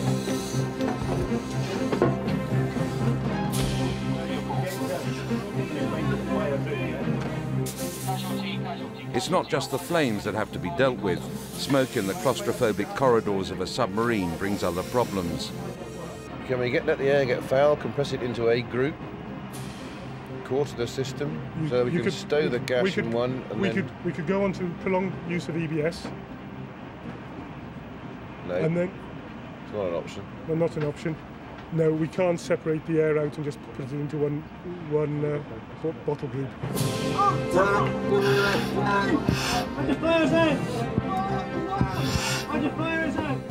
The men from CSST are going to make this as difficult as possible. Men and machine will be tested to their limits. Over the last few days, they've had problems with their atmosphere. They're having to control their atmosphere. It's not as good as it should be. At the moment, they're having problems with water. They're actually using up water faster than they're making it.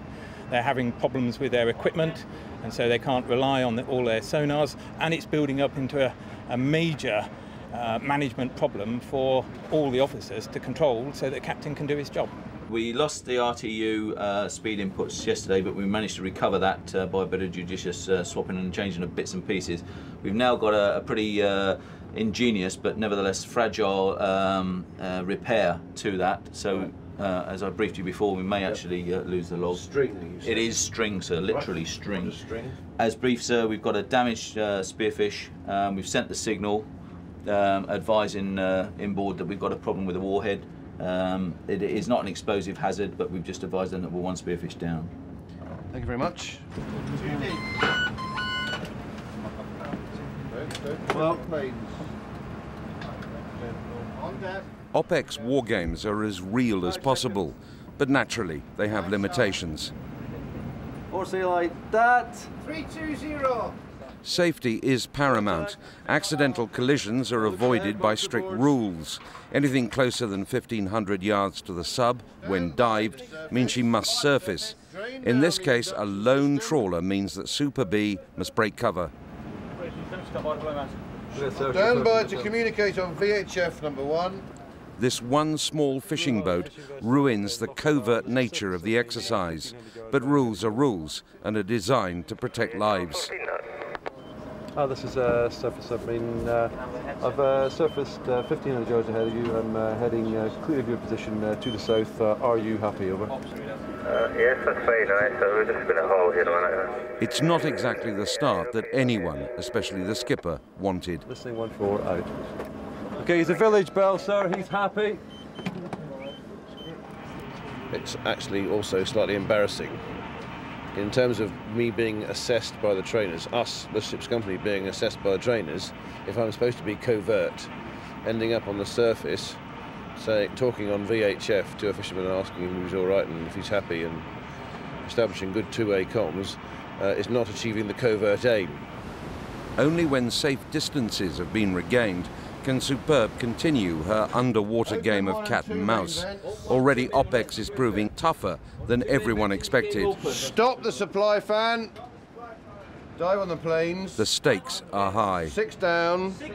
30 metres back to 18 metres. The OPEX is the end of their training period, and what we do during OPEX is assess her to see how good she is to go back into the front line. So it is the assessment period. It's a final hurdle they have to get over before she gets into the front line and gets some operational tasking. So for a submarine, it's very important. 5, 4, 3, 2, 1. Time now, 10:45 Zulu. Action stations.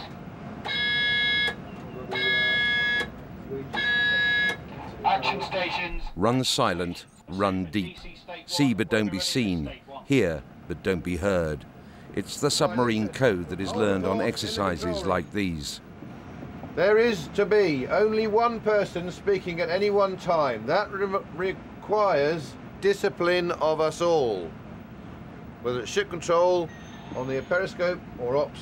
When the periscope is up, everybody else is to be quiet. This has got to be conducted in near silence so we can concentrate. The sequence of events will be as follows. 1 more target setup. We will then go deep and position ourselves 1,000 yards astern of the target, whereupon we will return to periscope depth, do the last setup and then go underneath. End of brief. Carry on.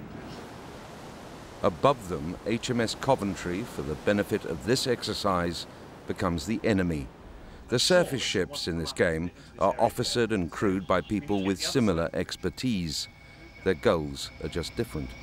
Now the propellers are still ahead of the sonar. Superb gets the first free kick by placing herself undetected under the bows of the anti-submarine warfare frigate above them. Coming left, underneath. Ooh, isn't this exciting? Well, watching paint dry, isn't it? Despite the commander's asides, this is pushing everything and everyone to the limit. Steer 3-5-1.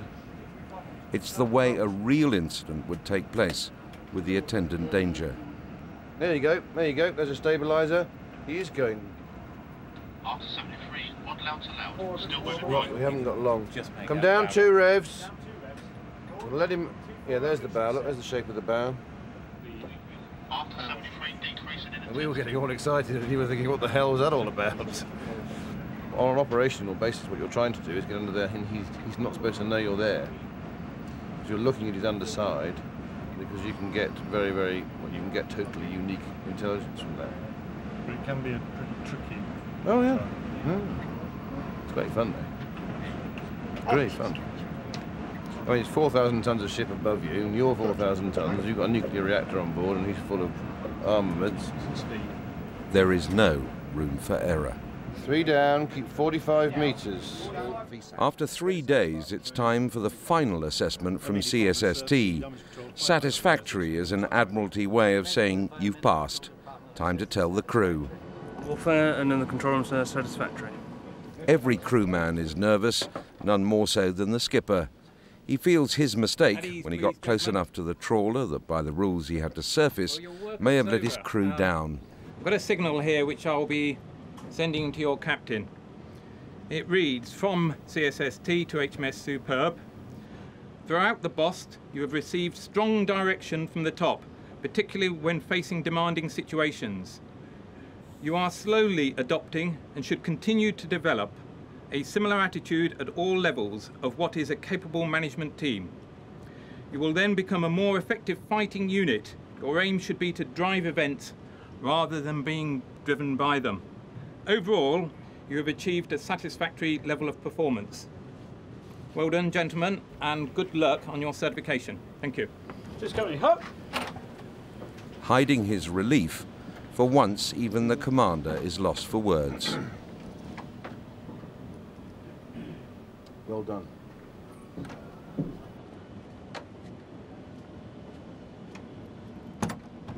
I've just written a letter to my mum, and it starts with the word "wow!" exclamation mark. That was one of the most difficult things I've ever done. I've been on the other side as a trainer, and I've been on board a submarine during OPEX before, but for me it was hard work. The final test has been passed, and HMS Superb is now on the list for active service. The Sea Riders are satisfied with the skippers, the crews and the boat's performance. Commander Humphreys is rightly proud of his boat and his men. HMS Superb is living up to her name. I know that when I leave in early May, this boat is capable of doing anything. Properly supported, properly planned, set up, with the right level of information given to the right people on board, this boat can do anything it's called upon from now on. Superb's reputation is in place, and the last building block has been this 12 weeks.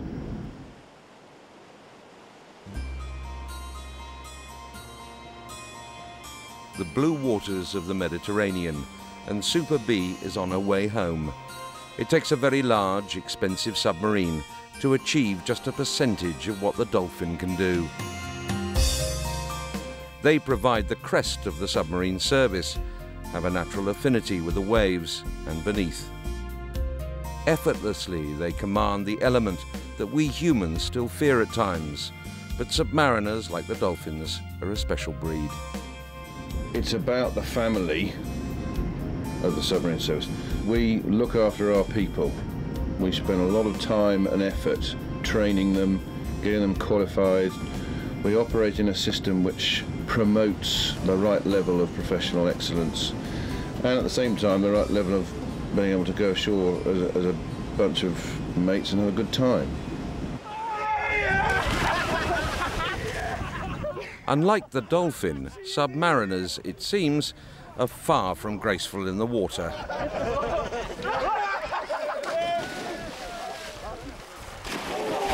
Oh, I missed that one! We've been away now for 2 and a bit months of 3, and through all the trials and tribulations of programme change and all the rest of it, there is a backup service trying to keep our friends and families informed about what's going on. It's looking after the people that to me is the most important thing, and is the most satisfying part of my job. The crew are coming to the end of their time at sea and are thinking of home.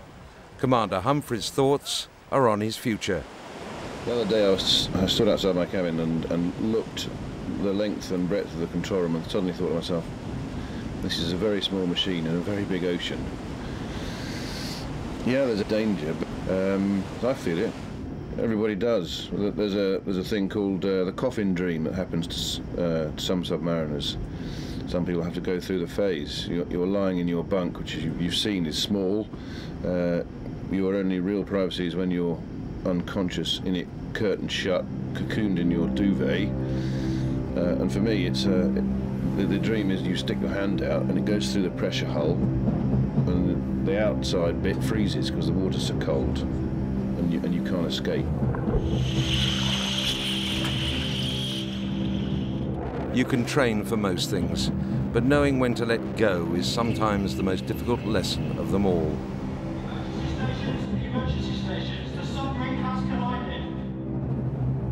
Some of the operations we do involve an element of risk, which by our professionalism is controlled and defined. So whether I'm manoeuvring the submarine in close underneath a ship, whether I'm manoeuvring the submarine to get into a firing position on a potentially hostile submarine, sneaking up to someone's beach, or working with special forces, there's an element there of intense satisfaction. Yeah, and I love it. I'm getting to the end of my time, and I'm starting to lose the edge. It's time for me to move on. HMS Superb's story began in the shadow of the 4th rail bridge at Rothscythe, with the frantic preparations to get the boat ready. There were tearful farewells and then a whole series of firsts. First voyage. First dive. First firing. And first war simulation. Now, some 12 months after first putting to sea, the long journey back from the Mediterranean gives ample opportunity for contemplation.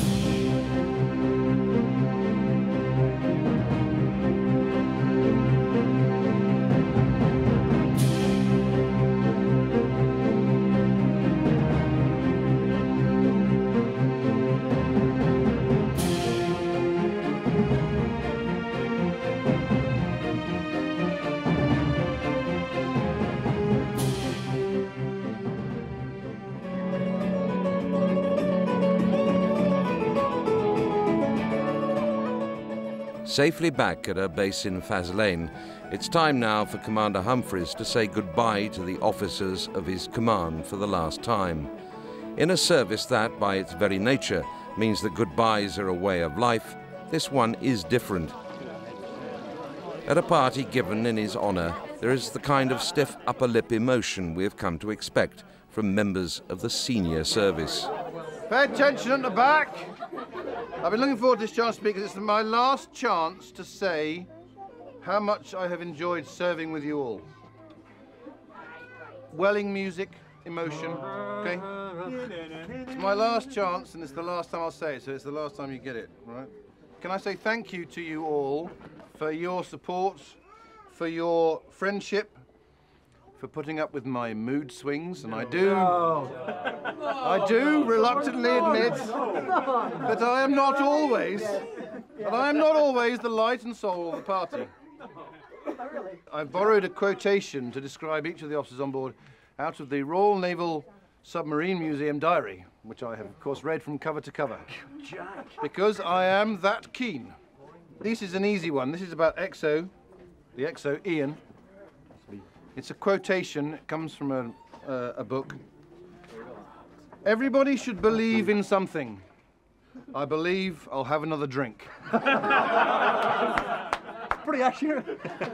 Deputy Weo, he's the one in the blue shirt. And ladies and gentlemen, he is in love.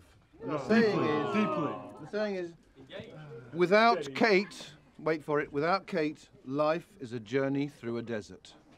Oh. My credibility is shot. This is the emotional bit. This is the end of my time in command. Hurrah! Oh, boo. And the end, for me, of an era. I am now too old to go to sea. I should be sad, it says here, but actually I believe there's a time to go, and when that time comes, you're a fool if you don't. I was rather hoping that the new captain would be here, David Pollock. I trained him. I therefore commend him to you. He's younger, brighter, clean-shaven, and it is much less appropriate that you call him father.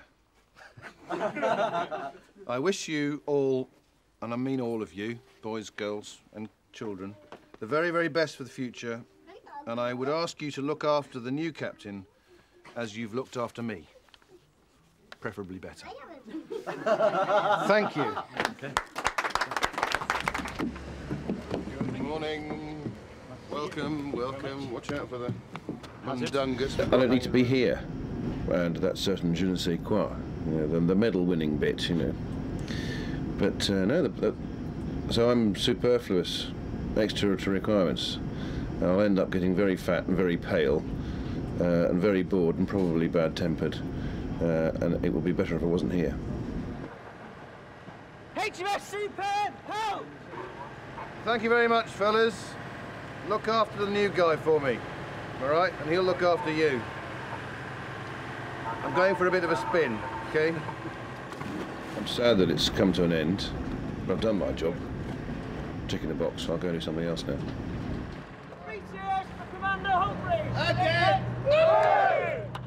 Super B has a new skipper, and there are new loyalties to be forged. It's been a year the crew and their old commander will, and can never forget.